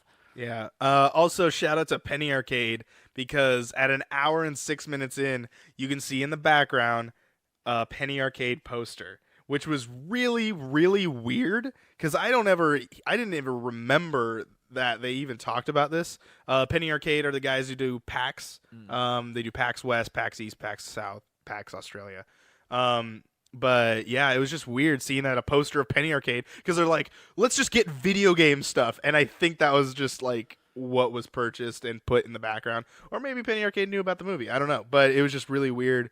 So an hour and 6 minutes in, roughly, maybe a little bit before, maybe a little after, you'll see it in the background. There's a Penny Arcade with Gabe and Tycho on the thing, which I just thought was kind of cool. I thought it was really funny because like around this time, the villain guy, Mint Villain, he mentions Traeger. He mentions that because they're like interrogating Sniper and Olivia Munn and stuff, and they're trying to figure out what's going on, and he mentions that global warming's the reason why the predators keep coming to our planet. Oh. Yeah, because he's like, isn't there some like governmental like subliminal thing that's said at this moment? Yeah, essentially he's like, how long before global warming tears our planet apart? 1 generation, 2? Like, it's not going to last very long, and then once it's full of nitrogen, they're going to move right in. Oh, yeah, because the predators like heat. Yeah, essentially they like living in greenhouses is basically what they're saying. And so there's like an underlying message of like, hey, take care of our planet or we're going to get invaded by aliens. Yeah, it was definitely a very subtle thing. More of a club to the head. Like kind of on the nose, you know? We also see pooping out the golden snitch. Oh, yeah, that's right. And so this was another reason why I wanted to know how long this movie took, because it took long enough for him to take a crap. So it's been at that's least, what I'm saying. I'm like, it can't be a day. Yeah. Because he's got to, like, poop that thing out. Yeah, it had to have been within 24 hours, you know? There was one part, because I don't know if that... right before that happens, there was one part where... So the big predator shows up at the sniper's house because that's where the mask and the gauntlet were at last, and he's trying to track down the stolen cargo because he killed the other predator, and he doesn't realize that the people have it. He's just kind of trying to follow the trail, essentially. So he shows up at the sniper's house, and there's some government agents there, like, fucking with the wife. And not fucking the wife. Just like, you know, being dicks. Yeah, they're imposing themselves into the house so that they can track down where Sniper went. You know who my husband is? Yeah. And so he killed 17 men. Confirmed kill. Like starts reading off the baseball card of his. And this was one of my favorite parts of the movie. The big predator shows up and crashes into the basement, which is the kid's room, and he's trying to learn like, oh, who's this kid or whatever, because the government people end up taking the kid with them because he's drawing a map from memory to where the ship landed. So, but they take him. During the time it's around about. We've kind of skipped some parts, but just for the lack of time, we just have to. Yeah, it's just kind of this all happens in the general like 5 minutes. Yeah, and so when the big predator's there, the government guys are shooting at him, trying to stop him, and one dude's above him. He takes his blade, shoots it straight up through the floor. Like right into the dude's balls, like right up through. Like he basically impales him, and then drags him through the floor. Like totally and that guy is just dead. And then he grabs that guy's just dead. and then I thought that was bad, but then he grabs the other guy by the back and just shanks him like 6 times. It is so brutal. He just like it was so bad. And then he just drops him on the floor and he's just kind of like you know, like what are these guys gonna do? You know? Oh man. But I was just like, dude, like, damn, that was probably the most brutal predator kill I have ever seen in any of these movies. Oh man. Yeah, I just thought it was kind of crazy, but yeah, and then around the kid gets taken, then the sniper shits out the ball. and then they end up finding a chopper or whatever. Yep, and- I wrote Weather Girl's helicopter. yeah, I thought that was pretty clever. I Um, like that because it was the only chopper they could find. Like Nettles was a pilot in Yeah. his past life or whatever. So the Men in Black or whatever, they show up to this undisclosed location where the spaceship of Yes. 11-foot Predator is at, and I wrote electric fence needs jumper cables. Oh yeah, Because he takes jumper cables and he attaches them onto the thing. yeah. And I'm like, because the sign's already there. So I'm like, electric fence. Then you needed to So what I'm thinking is like, so as the writer, did you, or as the set designer or whatever, Yeah. who was ever at fault at this, did you not think I wasn't going to understand that when he took jumper cables and he attached it and then sparks flew off of it, that I couldn't comprehend that electric fence was It implied? must be a normal fence. Yeah, because I was like, whoa, I didn't know it was... So, because like, So weird. I was like, clearly the sign looks like, okay, let's say that group of people like attached it to that. No one in a movie does that. They literally just set this shit up. Like, they're not gonna like put a sign with Yeah. like zip ties on it to indicate that it's just like. I just thought it was weird. Did you get the reverse psychology line? I heard it, but then I was like, wow, that's just not a. I thought it wasn't clever, but I just thought it was funny because essentially the villain he has the kid and he's just like, oh yeah, like it's a Predator ship. I bet you can't translate it. And then the kid's like, that's reverse psychology. Don't go fuck yourself. And I was just like, oh my god, Yeah. that's so cringeworthy. Yeah, like, it was terrible. pretty bad line delivery. Yeah. And then when they walk up to the door, well, they're talking like when that line happens. Mhm. He's not wearing sunglasses, but then when they walk up to the door, Oh, I he's know, wearing that was sunglasses, weird. and I'm like, and it's night. nighttime?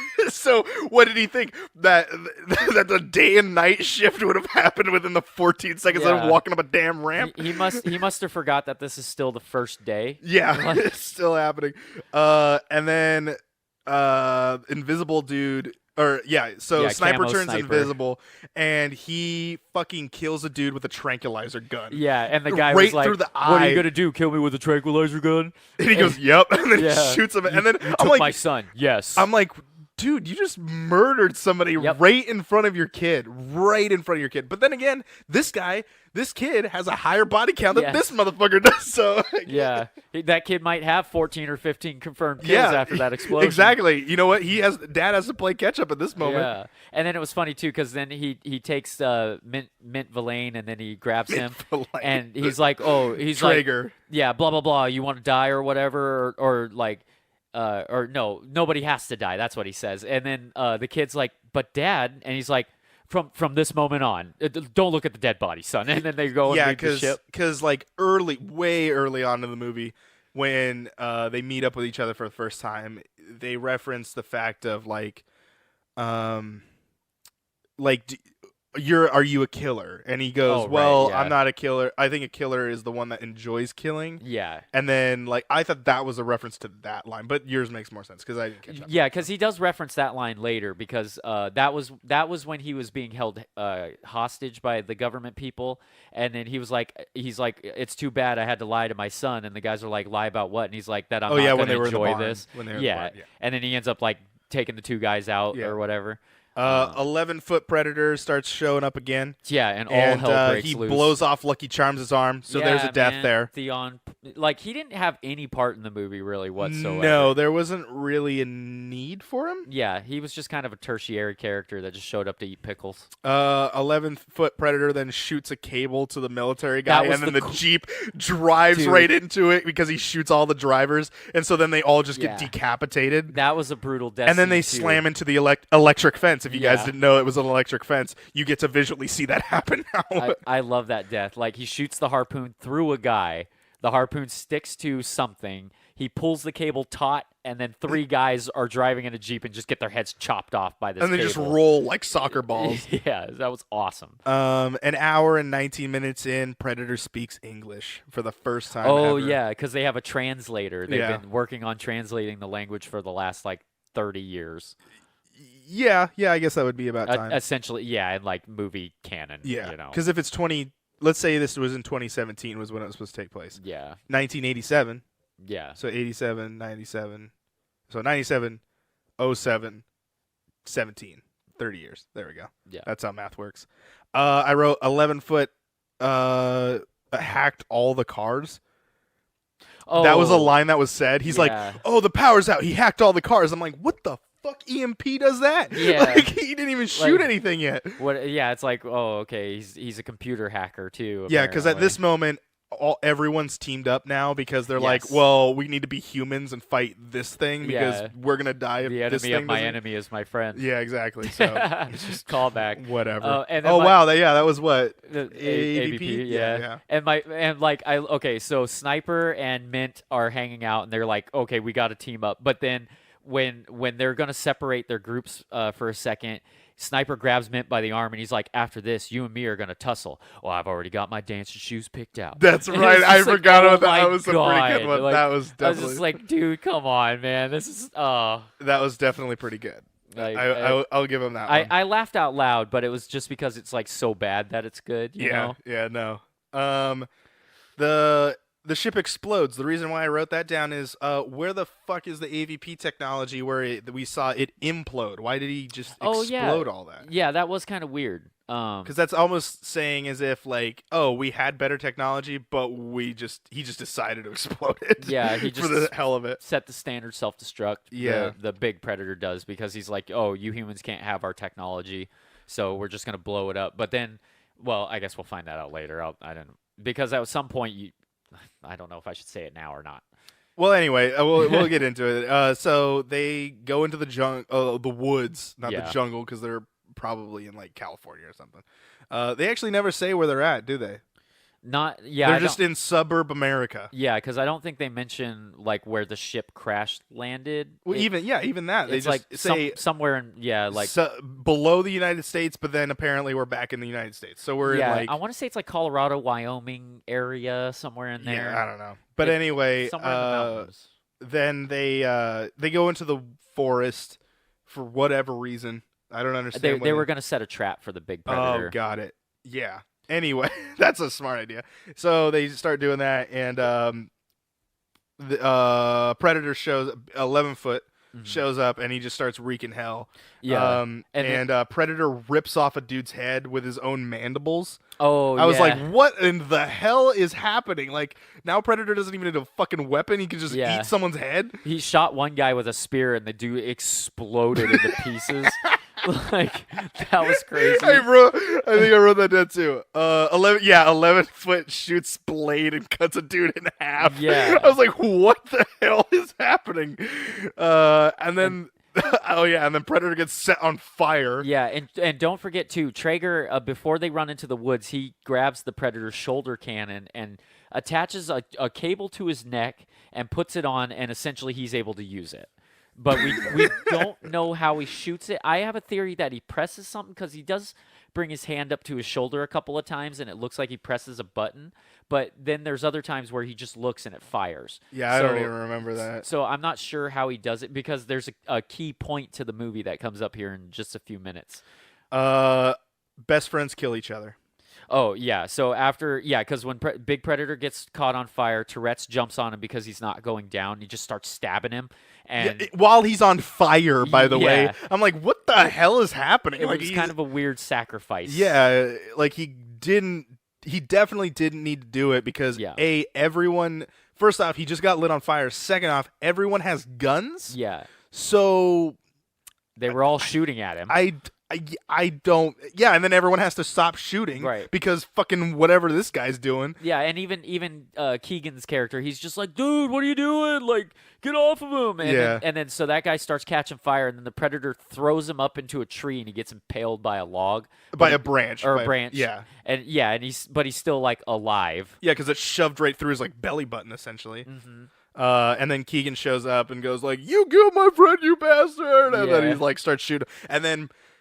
I think 11-foot just takes him and slams him onto the ground or something like that. I can't even remember. He slices his belly open with his blade. And because I love the reaction because he looks at it and he goes, "Ow, shit!" And then he just kind of collapses into a tree. And it's like, I'm pretty sure if you just got disemboweled, you would probably have a worse reaction than that, because it looks like it doesn't even hurt at all. Like Oh, because shit. because the two guys essentially they realize that they're both dead, so they both pull out a gun and kill each other. Yeah. But when he pulls out the gun, he's just kind of like, yeah, do it, man. Like it's not even This is affecting him. His yeah. guts are hanging out. Well, to my thing is like, I don't know. I was almost gonna say like they could have survived it. I think Keegan could have definitely survived it, and Tourette's definitely was like he's gonna die. Yeah, he was he gonna is die. like ripped in half right now. Yeah. There's no way you can survive a tree branch that's literally like the width of or the diameter of like a peanut butter jar that's just Yeah, shoved it right was a through big you. branch. Yeah. Like his stomach plug was on the ground. Yeah, Like, pretty much.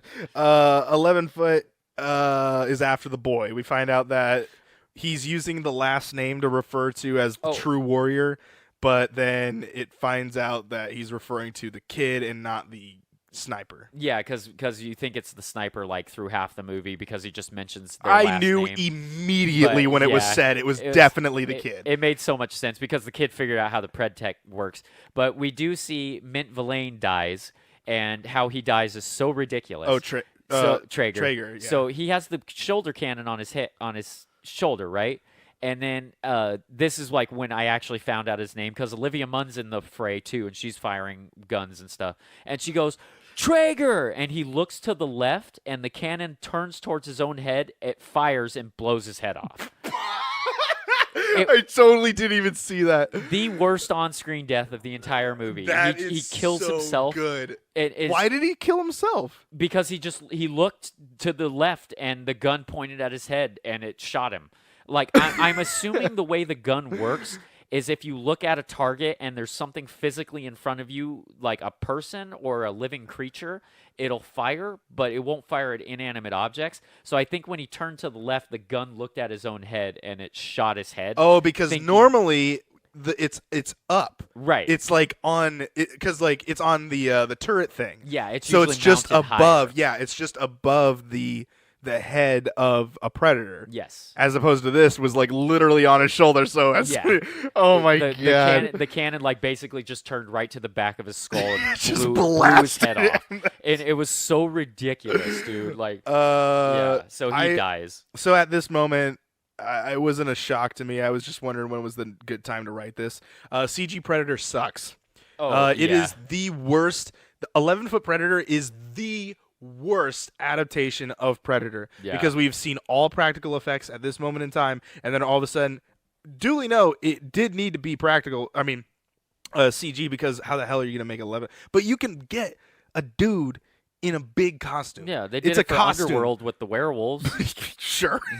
So I'm just like, come on, because after you keep watching it and then you get clear shots of the Predator because they start Yeah, showing him oh in my the God. light, in the daylight. Yeah, the day scenes are terrible. Yeah, because daylight starts happening towards the end of the movie, so clearly this has happened. Now it's Yeah, probably like it's been 4 about or 5 in the morning. Yeah, it's now. been about 24 hours yeah, at this point. Yeah, and it just looks just not good. Because we've seen practical Predator the whole time, and Yeah. I even think the Predator, the normal Predator, in some scenes was CG. Oh yeah, there's a couple scenes. I think when he's like well, when it's he's being dripped on with blood. yeah, there's he's that definitely one. CG there. Anytime he was like invisible, and weird stuff like that would happen, or if he, I think it was like the major action scenes where he's just like tearing apart people and fighting with. But Big the thing Predator. is like even when we saw in even Predator 2, Mhm. there was a lot more action scenes in Predator 2. And It was all still practical. Yeah. And so I'm just like, oh man, come on now. Yeah, it's definitely a step down in quality as far as like Predator. So I also wrote this down. Never do I see anyone, I repeat, any human being ever reload. No one reloads You in know, this you're whole right, yeah. fucking movie. Yeah, they're just firing guns all the time. Yes. Huh. No one reloads in this movie, not even once. That's I don't weird. I don't even cuz I even as I was writing this down I'm like, okay, I just want to make sure. And as I saw it, everyone's just AK. Brrrr, Yeah. And I'm just like, and okay, he's still shooting. Okay. He's still shooting. Got it. And he's still shooting. And then he just doesn't ever reload. And I'm like, Okay, cool. Never Yeah, mind. I don't even think you see him in the very first shot of the movie when he shoots his sniper rifle. I don't even think you see him like do the cock back and take the bullet out.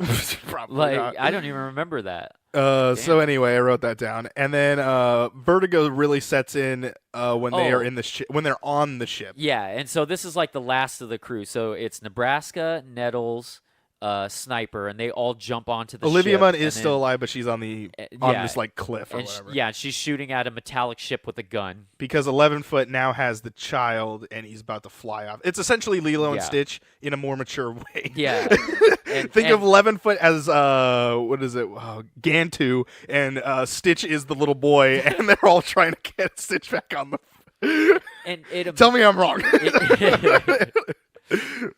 and it amazed me how they were able to hang on to the ship.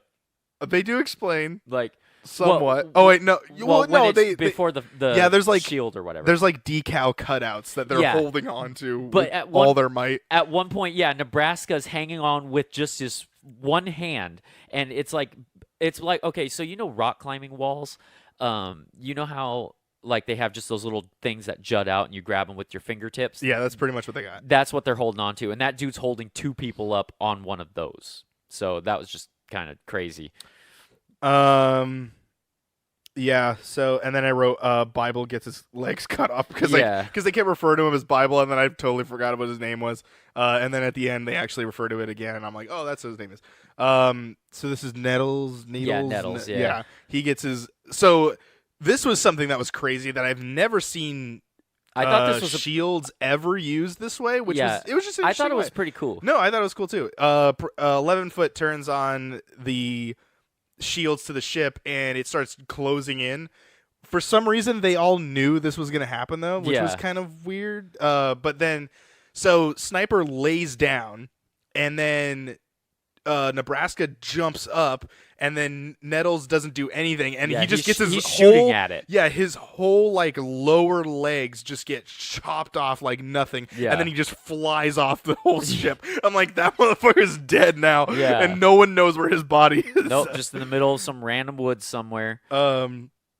And then Nebraska finds it appropriate to just sacrifice himself and jumps into the ship engine. Yeah, because I'm like- essentially he wasn't going to be able to hang on. So I'm like, so the guy that almost committed suicide, then committed suicide. Yeah, He so I finished guess the he job. came full circle, huh? Yeah. No, that was kind of weird. Weird. I will say, as a reference to that, because I didn't write it down though, Keegan-Michael Key does make a joke of like, because the dog shows up again, like Oh, yeah. when the barn is happening, Oh, and he's yeah, like, yeah. he goes, "Man, you're a piss poor shot at shooting people in the head." That's right, I was yeah. like, "Damn, what a total Yeah, 'cause at one- hardcore joke there." I totally forgot because that comes up a little bit later too, because the dog, they throw another bomb, because Olivia Munn uses the grenade that the dog brings back to kill someone. She like blows up a guy. That's back at the barn. Yeah, to but, get away yeah. way earlier, and then they end up throwing another bomb for the dog to catch, but they throw it into a van or whatever, but the dog ends up coming away with it again, and Yeah. then he shows up later. Predator hates trees because the ship crashes and he shoots and blows up a whole shit ton. Yeah. And oh yeah, and then Predator, they fight. 11-foot and Sniper Yeah. fight with and, like and gunfire. Olivia Munn pops in. Yeah, there. Olivia Munn does nothing. Absolutely. There nothing was at that one point. cool part where, okay, so the big predator gets up and he puts his hand against his own ship, and then the kid who is outside watching this all happen, Oh, that's right. Yeah. all of a sudden an idea sparks in his head, and he slides down this tube and hits a button, and the shield comes back up real quick, and it slices off the predator's arm. that was pretty cool. Yeah, that was really awesome, because then the predator looks and he's just like, fuck, you know, when predators speak, essentially. Yeah. Like, you could tell he was like, I was not expecting that to happen. So after like some explosion of some sort, I can't remember what happened actually. Oh, that's when the dog, or is that what you're referring Maybe, to? yeah, I guess so. Because then 11-foot is just laying there Oh, gurgling. yeah, because the dog comes back and the sniper takes the bomb out of the dog's mouth, attaches it to the disemboweled or disembodied hand. Oh yeah, and with he the uses blade it as arm. like a Yeah. bow and arrow, doesn't he? Basically, yeah, he shoots the blade with the bomb into the predator, and then it blows up and basically blows the predator up into like a piece of a body. Yeah, and then he essentially looks like Anakin. Yeah, And he's so, limbless and gutted. The sniper walks up and he goes, "What are you?" And then you hear, and then he goes, "Shut the fuck up!" And he just shoots him. And I'm Yeah. like, "What?" unloads What? like 6 bullets into his brain. Yeah, I was like, what the hell was that about? It just was weird how it all happened and transpired. yeah, it was really strange. Predator failsafe gave the humans a gift. The Predator Oh. kill a watch suit. That's well, right. That's right. That's like towards the. I just want to mention one part before we get to that. So I thought this was really funny and kind of an odd character choice. So Sniper had 2 guys with him at the beginning of the movie, and they were part of his unit, and you could tell they were bros. Like, they were talking about bets on hostages getting killed. They had Yes. to have known each other for a while. Yeah. At the end of the movie, when all these guys that he just met literally like 16 hours before Yes. are all dead. And apparently, this was another scene that I didn't realize the first time I watched, but the kid was taking little trinkets from each of the guys throughout the movie. Yeah, because I of his- never noticed that Yeah. he did that. Yeah, and the second time I watched it, I was like, oh, he was taking stuff from the guys the entire time. Like, I realized that they brought it up the first time, but I didn't know where he got the stuff. Yeah. And then I realized it was the kid taking things because Yes. when he's talking to the kid, he's like, oh, you like so This and is so had just this on this him is the whole just time? after the Predator 11-foot is dead. This Yeah. is just after that. And so he's got this little bandana full of little trinkets from each of the guys, and he's just like, this was my crew. These are the guys that no one's going to remember except for you and me, son. It's like, you just met these guys. You don't even know, like, half their names. True. Though, yeah, he was. I And mean, I get where he's kind of coming from, but yes, I know it's definitely kind it's, of a. and they didn't weird even thing. bat an eye. Well, I guess that scene was probably deleted, but they didn't really even bat an eye about the other 2 guys, like, dying, or the guy true. didn't. He That's didn't true. mention them at all, like, until the wife brought it up at one point, and he's just like, they're dead. They all died. And that's it. These are my new guys now. So, oh yeah, with the sniper, his original crew down in Central America. Yeah. So anyway, so at the very end of the movie, apparently a sniper has been promoted to like colonel or whatever the fuck he is. His kid is now head of the science division. Yep, Like, yep, he is. I don't know how that worked out. That was weird. And they noticed that there is a failsafe to the Yes. this gift that Predator was trying to bring, but 11-foot came in and he was trying to stop him. Again, weird concept, because if he's trying to save the human race from the 11-foot predators, why the fuck is he killing people? I just didn't understand it was that. really strange. Anyway, But this is where we find out that what was on the ship was actually not on the ship. It had fired off before the ship had blown up. yeah, it was essentially the the droids of Star Wars, like C-3PO, and that was essentially that was happening while Darth Vader was taking over like the main ship and taking Princess Leia. Yeah. It was essentially that was the That concept scenario of or it. whatever. So anyway, they open it up and it's this wrist thing, but then it turns out it's like a full suit of armor. Yeah. And then it like And it looks scares like the everybody, Predator. and then it turns back into just the wrist thing because it falls back down, and they're like, "Whoa!" And then there's this line. Yeah. They're like, "What are we gonna do with it?" He goes, "That's my new suit, Bubba. Hope they got it at 42 long." And then it ends. Yeah. And I'm like, Terrible. I Terrible. wrote weak ending because I was like, "What?" And there's also like when before the pod opens up, the kid's like looking at the screen. And he's like, "We're getting a message from the pod. It's saying that, well, it's calling itself something." And he's like, "Well, what's its name?" And he's like, "I guess you could call it a predator killer." And it's like, dude, really? Like, Yeah. you couldn't come up with a better name than that? Well, first off, why were the predators referring to themselves as the predator?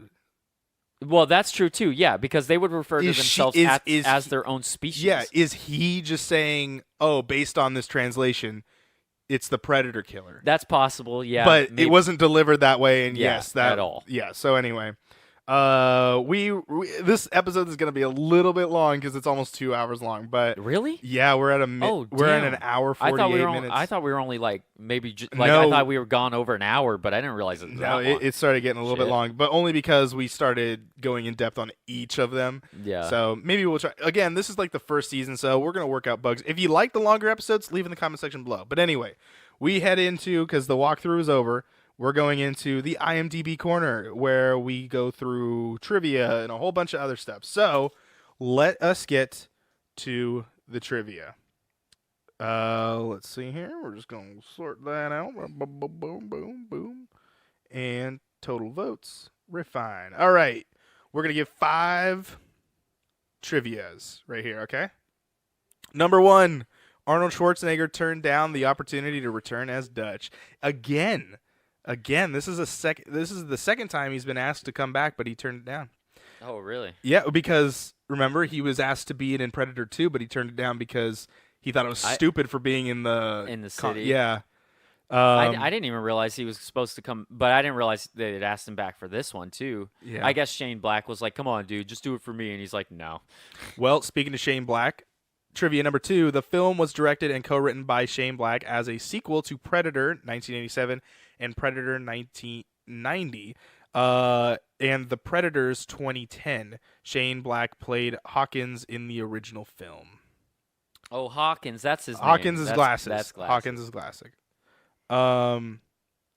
Okay, and number 3 is the film was originally conceived as a reboot of Predator until Shane Black came aboard and confirmed it would be making a sequel as he wanted to continue to explore the Predator mythology.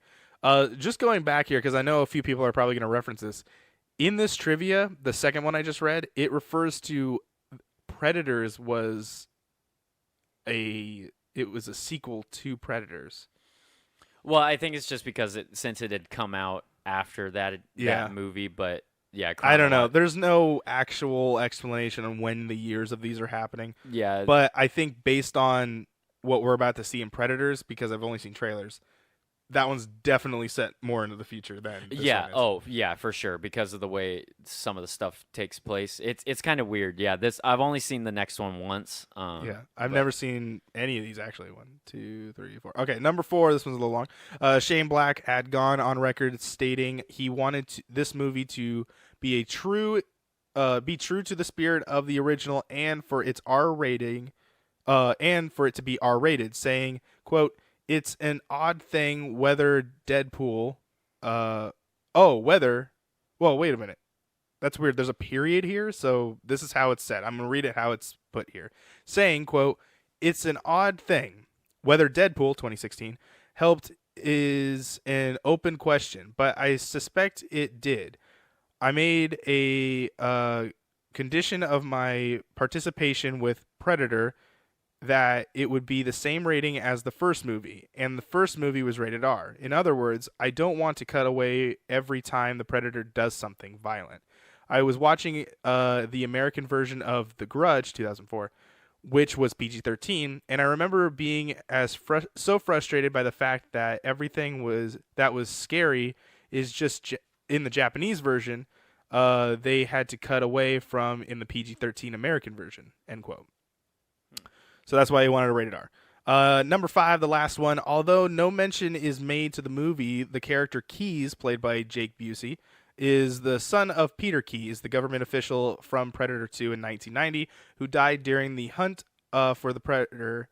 Peter Keyes was played by Gary Busey, who is Jack's father in real life as well. So there you go. Do you want a bonus one? Sure. All right, bonus trivia, even though I keep doing 6. I just keep looking down at the last one. After the success of Iron Man 3, 2013, Shane Black was approached by 20th Century Fox with an Iron Man 3 sized budget to direct a new Predator movie, and he could not resist. So there you go. All right. So now we head into Loot Box. This is going over to you there, Josh. What would you like to do today? Would you like to do quotes, goofs, or crazy credits? Let's do goofs again. I like the goofs one. Okay, dokie. Let's head over to goofs, and we will go based on interesting, or actually total votes, and redefine. All right. We'll do 3 goofs today. Number 1, when Rory is in the athletic field. Oh, that's the kid. Petting the bulldog, it was wearing the gauntlet on his left arm. He was wearing the gauntlet on his left arm. Once seen, he was wearing it on his left. The scene switches, it's on his right arm. The scene switches again, and it's once on his left arm again. So they just kept. There was a continuity error of Rory, the kid, having the gauntlet on his left, and it kept switching back and forth from cuts. Number 2, vehicles with Georgia license plates on the front are seen in the film. The state of Georgia has not required front license plates since September 2009. So that could indicate that this movie took Oh. place in 2009. We could say that. Yeah, I guess that could be a concrete marker. All right, there we go. Okay. There you go. And number 3, at the very beginning, the damaged alien ship flies above hills and mountains in full daylight, yet when it collapses in the forest, it's deep in the night. See, I totally forgot about that. Now, that one I could give a pass because if the ship was flying eastward Yeah. and it landed somewhere else not in Mexico, like farther east, because if it landed in Georgia, the time zone would be about 2 hours ahead. So it could possibly be nighttime where the ship landed. That's the only benefit of the doubt I can really give that. But I wanted to read this one real quick because I thought it was funny. This was a goof? Yes. Okay. Bonus goof. The first predator in the movie comes to Earth to deliver a weapon for humans to defend themselves. It then goes on to kill almost every human it comes in contact with and makes no attempt at communication. Yeah, so it says exactly what we're saying. Yeah. So Well, I laughed at that. I thought that was Now we head over to one my favorite segment, Oh, and yeah. that is taglines. Here we go. Short list again. Here we go. You ready for this? Yeah. You'll never see him coming. Wow. Wow. How much they pay you to think of that one? I don't know. Someone got paid for that. Damn. The hunt has evolved. That one's not bad. Yeah. It explains a little bit, but a little spoilery. Hunting season opens. Oh my god. That could be for any movie. Oh man. The hunt is bigger. Did they really advertise that this was going to That have a one's- big predator in it? I think they just showed the one clip where it, like, when you first see him in the movie. I think that's the scene that you see, Got and it, I okay. think that's it. Okay. Last one isn't that great, but here it is. Join the hunt in 2018. Yeah, that dates the movie, which is never a good thing. Yeah. I don't like that one. So I was wondering if this actually came out during Halloween time. It did not. Oh. It came out September 14th, Oh, okay. 2018. A little bit before. And then our box office situation, our budget for Predator, The Predator, is $88 million estimated. Oof. Sorry. Opening weekend is 24,632,284 in the U.S., which is Damn. almost a third of this movie. Oh, yeah. And the gross domestically, right? The domestically is United States. Is 51,024,708. It did not make its money back. It didn't even go worldwide whatsoever. at all. So as far as I remember, opening weekend is also included in the gross. So they didn't even come close to their estimated budget, which I guess 20th Century Fox kind of screwed the pooch on that one because they were hoping an Iron Man 3 was going to happen, and that did not happen whatsoever. Now we go on to tech specs. For those film aficionados, runtime was 1 hour and 47 minutes long, which, I mean, I don't know if that was the longest one. I don't think it's the longest. I think it's the longest one so far because they've all been about 144. Okay. And I think this one's almost like pushing 2 hours. Sound mix is Dolby Atmos, along with because it's modern. So now we're getting into the Atmos sound. Dolby surround sound with 7.1 surround sound. Let's see here. We're using the camera is a Arri Alexa Mini, a Panavision Primo, and Ultra Speed lenses. And then let's see here. Negative format is codecs. Cinematography process was, let's see here. Digital intermediate, it's 2K. Dolby Vision. Printed film format is digital cinema package DCP. So a little light on some of the tech specs here. I know that there's some other stuff there, but not much that stands out to me at least. So now we get into rating this bad boy. Where I'll do I go first or do you go first? Oh, it doesn't matter, man. You want to go first? I talked a little bit. Let's. Okay. I think we'll have you do those from now on. Okay, so essentially, so my rating is I gave this movie a 5 out of 10. Wow, interesting. And it's basically because, so, like, plot wise, character wise, some effects wise, and just kind of general feeling of the movie and lack of Sean Keys. Um, that's essentially what brought down the score for me. But overall, the movie's not bad. It just seems very rushed, or it seems like it was an incomplete movie. Like, it seems like there's some scenes that were cut out that could have been very useful. There's some scenes that are in the movie that could have been cut out. It's just the story doesn't seem coherent enough for me. It kind of jumps around, and like how you were saying earlier, the tone of the film is just all over the place. Like, 1 minute it's funny, 1 minute it's serious. Next minute, like, characters are breaking character, and then they're another way another time. So it seems like it knows what it wants to be, but it just didn't quite pull it off. And you can tell that there are inklings of the original Predator in there because of Shane Black. But overall, the movie's a little too meta for my taste. Like, it seems like it knew it was a Predator movie set in the Predator universe, and it was kind of making fun of that fact. Because there's like a few, like you're one beautiful motherfucker as opposed to ugly motherfucker, or like when get to the choppers, and it's like, okay, now they're really poking fun at the lines as opposed to trying to be then again, serious with it. Not a thing that none of the other movies have done either. So yeah, and then those movies have also done it too. But yes, they were a little bit more tongue in cheek of like, hey, you're in a Predator movie. Yeah. And the only reason why I say that is because this movie came out last year, and so obviously we've had 30 years of Predator movies or like Predator lore, and I think this movie is basing like, when you go into it, it's assuming that you know about Predator movies, or you've at least seen a couple of them, or you know of the lore of Predator and like how silly it can be sometimes. Yeah. And it's like, oh, here's a movie by like one of the original guys who wrote it and directed it, and it's just kind of like, have fun. This is kind of like a new reboot, soft reboot of what he wants the Predator to be. It's like, essentially, he's trying to bring it to a new generation of people.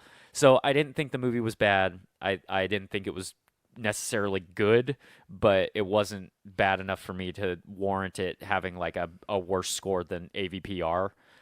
So I because just put it of right you in the giving middle. it a 5, you gave it meh.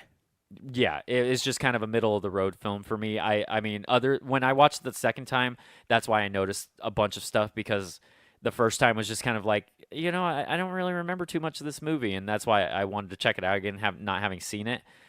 So then the second time I noticed some more things, but it still won't leave a lasting impression. Like, I've already forgotten half the plot other than what we talked about. Yeah. And so I think this is actually the first time that our podcast has actually gone longer than the movie itself, because of how much we just didn't like about it. Yeah. So I guess they'll segue into me. I gave it a 4. I was going to give it a 5, and then I thought about it a little bit longer, and I was like, is this better than AVP? And I didn't think so. I thought it was about, and then I was like, well, I definitely don't think it's as bad. I don't think it's worse than AVPR. Oh, so I gave it a 4. Absolutely not. Yeah, I gave it a 4 because I was like, well, I'm not going to rate it lower than that. And for that, it's a mediocre from me, just because my issue was the characters.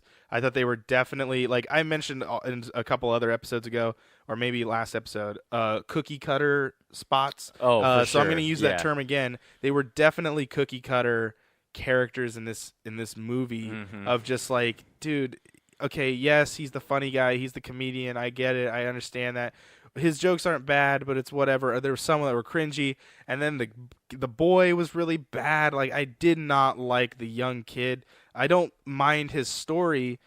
It's just, it wasn't, they didn't use it, I felt, appropriately, of how it was almost like a switch, where it was just like, oh yeah, he's this way and he's this way. And it wasn't more of like, oh, an actual person could be like, have a switch where they act one way and the other.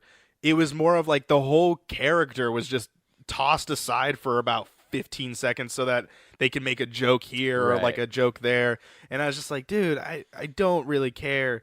And like, that you would just do something like that, because then what's the point of him being that way? Right. And I don't know. I just had a real big problem with a lot of the characters. I felt Olivia Munn's character almost didn't need to be in the movie at all. Yeah. She didn't need to be in the movie. As much as I love Olivia Munn, it's just, it doesn't her character doesn't need to be there. Other than the sciencey stuff, she really serves no purpose. No, but even then, she just explains It's what just we've kind of exposition, already you know? know, because as soon as she starts explaining it, it's already an hour and a half into the movie. Yeah. So I'm like, dude, yeah, we get it. I understand that this is all happening. Plus, what we get explained from her is what Traeger explains, because he knows the that's knowledge true. too. I forgot So I'm he like, does mention it what later. the hell is she even in here for?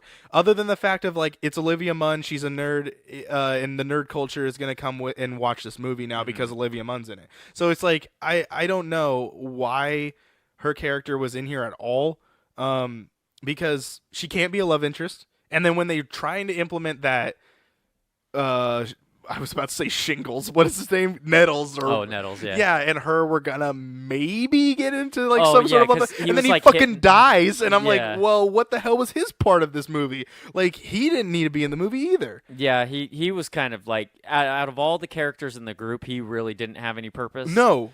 Like, no, at all. Not him, not everyone in the group. It was Lucky Charms that didn't have a and moment him in the too, group. yeah. It's just like there were so many characters that were introduced just to have. I feel like he had too much money left over that he was like, well, we might as well add another fucking character, Yeah. because there's no reason to not have another character here. Yeah. Like, put bodies on the floor so that we can literally put bodies on the floor. Yeah, and it felt like he was trying to capture the magic of the first movie with the group, but it didn't sync right. Yeah, because Like, I feel like what makes Predator so good, why we gave Predator, what did we give it? An 8.5, which on our scale is a marvelous film.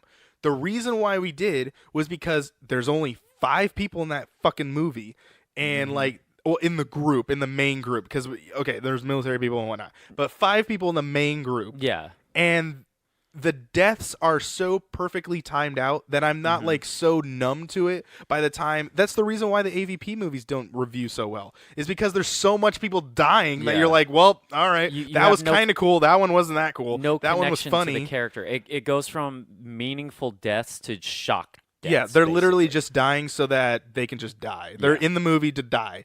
And, and you could compare it to like Friday the 13th and stuff like that, where those movies do that too. Yeah, they become slasher flicks. Yeah, but the thing is like with what Friday the 13th and what Nightmare on Elm Street do is and again, we haven't reviewed all those, and maybe we might do them later in the future. But as far as to my recollection, because I watched up to just before the space one, which I think is 10. I think 10 is the space one. Anyway, when they die, you kind of knew that character already, because they're all one-dimensional. They're like very stereotypical. Like, they're gonna die. You already know they're gonna die, so they're not gonna put too much effort into it. We're gonna put more effort into how they die. So that's what makes those movies so good. Whereas these movies that just have people dying, the body count is so fucking huge that by the end of the movie we've already killed like 45 people. Yeah. And you're like, well, there you go. And 10 of those people were killed by the kid. Yeah, So- no kidding. There's so many red shirts in this movie. It's crazy. Yeah. So the total score comes out to a 4.5, which is a solid. Solid. It's a 4.5, which makes it a mediocre film, because you gave it a 5, I gave it a 4, averaging out to 4.5. But that does stop our downward stockpile from the Predator series. We're coming back up. Yeah. So it's a little. I don't know. Do you have any final words on it? Okay, so my final take on the movie is it's not great, but if you, and this isn't even like a movie like how I've been saying a couple times, where if you just want to throw on a movie with a group of friends or whatever and like have fun with it, I don't even think this is that kind of movie. I will say it had a better storyline than AVPR, but that's not saying much. Yeah, like at least this one kind of had a somewhat of a plot to it, like as opposed to just people kind of going from event to event. But like I've said, the pacing is just terrible, and the editing needs to be like spruced up a little bit. But overall, yeah, I would say this movie's probably, if you're into the Predator movies, or if you're doing something like we're doing here where you just want to watch the entire series of films, then definitely watch it. But other than that, I would just kind of pass on this one. Yeah. Like, it's not really, AVPR is worse, but Well, technically on our rating, it did get a 3.5. So Yeah. it is technically worse on our rating system. Yeah. But speaking of our rating system, why don't you give us the final tally here so far All right. of our thing? So it goes. So, am I gonna do these in order of like Yeah, let's do 'em how in- they're rated? Yeah, let's do them in order of our leaderboards right now. okay, Our so- MovieKombat leaderboards Yes. of season 1 so far, halfway through this bad boy. And What have we got going on so here? Predator's still on top, reigning champion so far out of the 5 movies we've watched. It's at an 8.5. Then we got Predator 2 coming up right behind it at 6.5. AVP at a solid 5. And then now the Predator has taken the 4th place spot at 4.5. And then AVPR is coming up in dead last at 3.5. Yes, so let's hope that well, we got one more Predator movie to go. Yes, The last and- Predator movie so Yes, far. and this will be our official halfway point because I think we got 12 movies here. Oh, do we have 12 movies? Mhm. Can you count that just as I segue us out of here? So the next movie Yeah. that we will be watching for all you guys, so you guys know what we're watching, is Predators. And That was 2010, right? yes, because it said it in the trivia earlier. Oh, that's right. That's the only reason why I know. But this does take place 2018 plus. Mhm. We don't know exactly. Maybe it does get explained later on. But so far in the timeline, I it's can't just recall. 2018 plus. And this is the final Predator movie that we will be watching. So if you guys want to check that out, make sure you definitely hit the subscribe button here on YouTube. Also on iTunes, hit that subscribe button for you Apple listeners. But if you are Android, you can listen to this too. So if you're listening on those other platforms and you don't use a phone, guess what? If you're an Android user, you can actually listen to this podcast by downloading Podbean and just searching Primal Target. Bada bing, bada boom. There you go. We also have 2 other podcasts that go on this feed, which is Bitcade, our video game podcast, and PT3600, which is our random topic podcast. So if you guys, Right. and it's only an hour, not 2 hours, and however long this one will be. And and then the new episodes for that are like in the off season of this one. Yes, right? so they flip back and forth. So while PT3600 just finished its 2nd season, this show is going on, and then after this, we will be kicking back up season 3. But more on that later on in the first season of this show. So anyway, that's going to be it. Make sure you go check out Predators for next week, and that will be that episode. Yeah, any final words? I'll let you close us out here. You get the final say on what's going on here. Well, yeah, I mean, I've been having fun so far. It's been kind of a crazy journey, and I definitely enjoy the Predator movies. I hope you all out there have too. And the next one's kind of a doozy, but it's still fun. And yeah, I guess we'll see you here next week. Yes, yeah, they come out weekly. Oh, okay, yeah. So yeah, we'll see you next week. And yeah, everybody out there, enjoy your hunters. What are you gonna try and do? Like the Nerdist, or like enjoy your burrito? Yeah, I was trying to think of something clever with the Predator reference, and I was like, damn it. Enjoy the hunt. Yeah, there you go. Yeah. This time the hunt is on. Laters.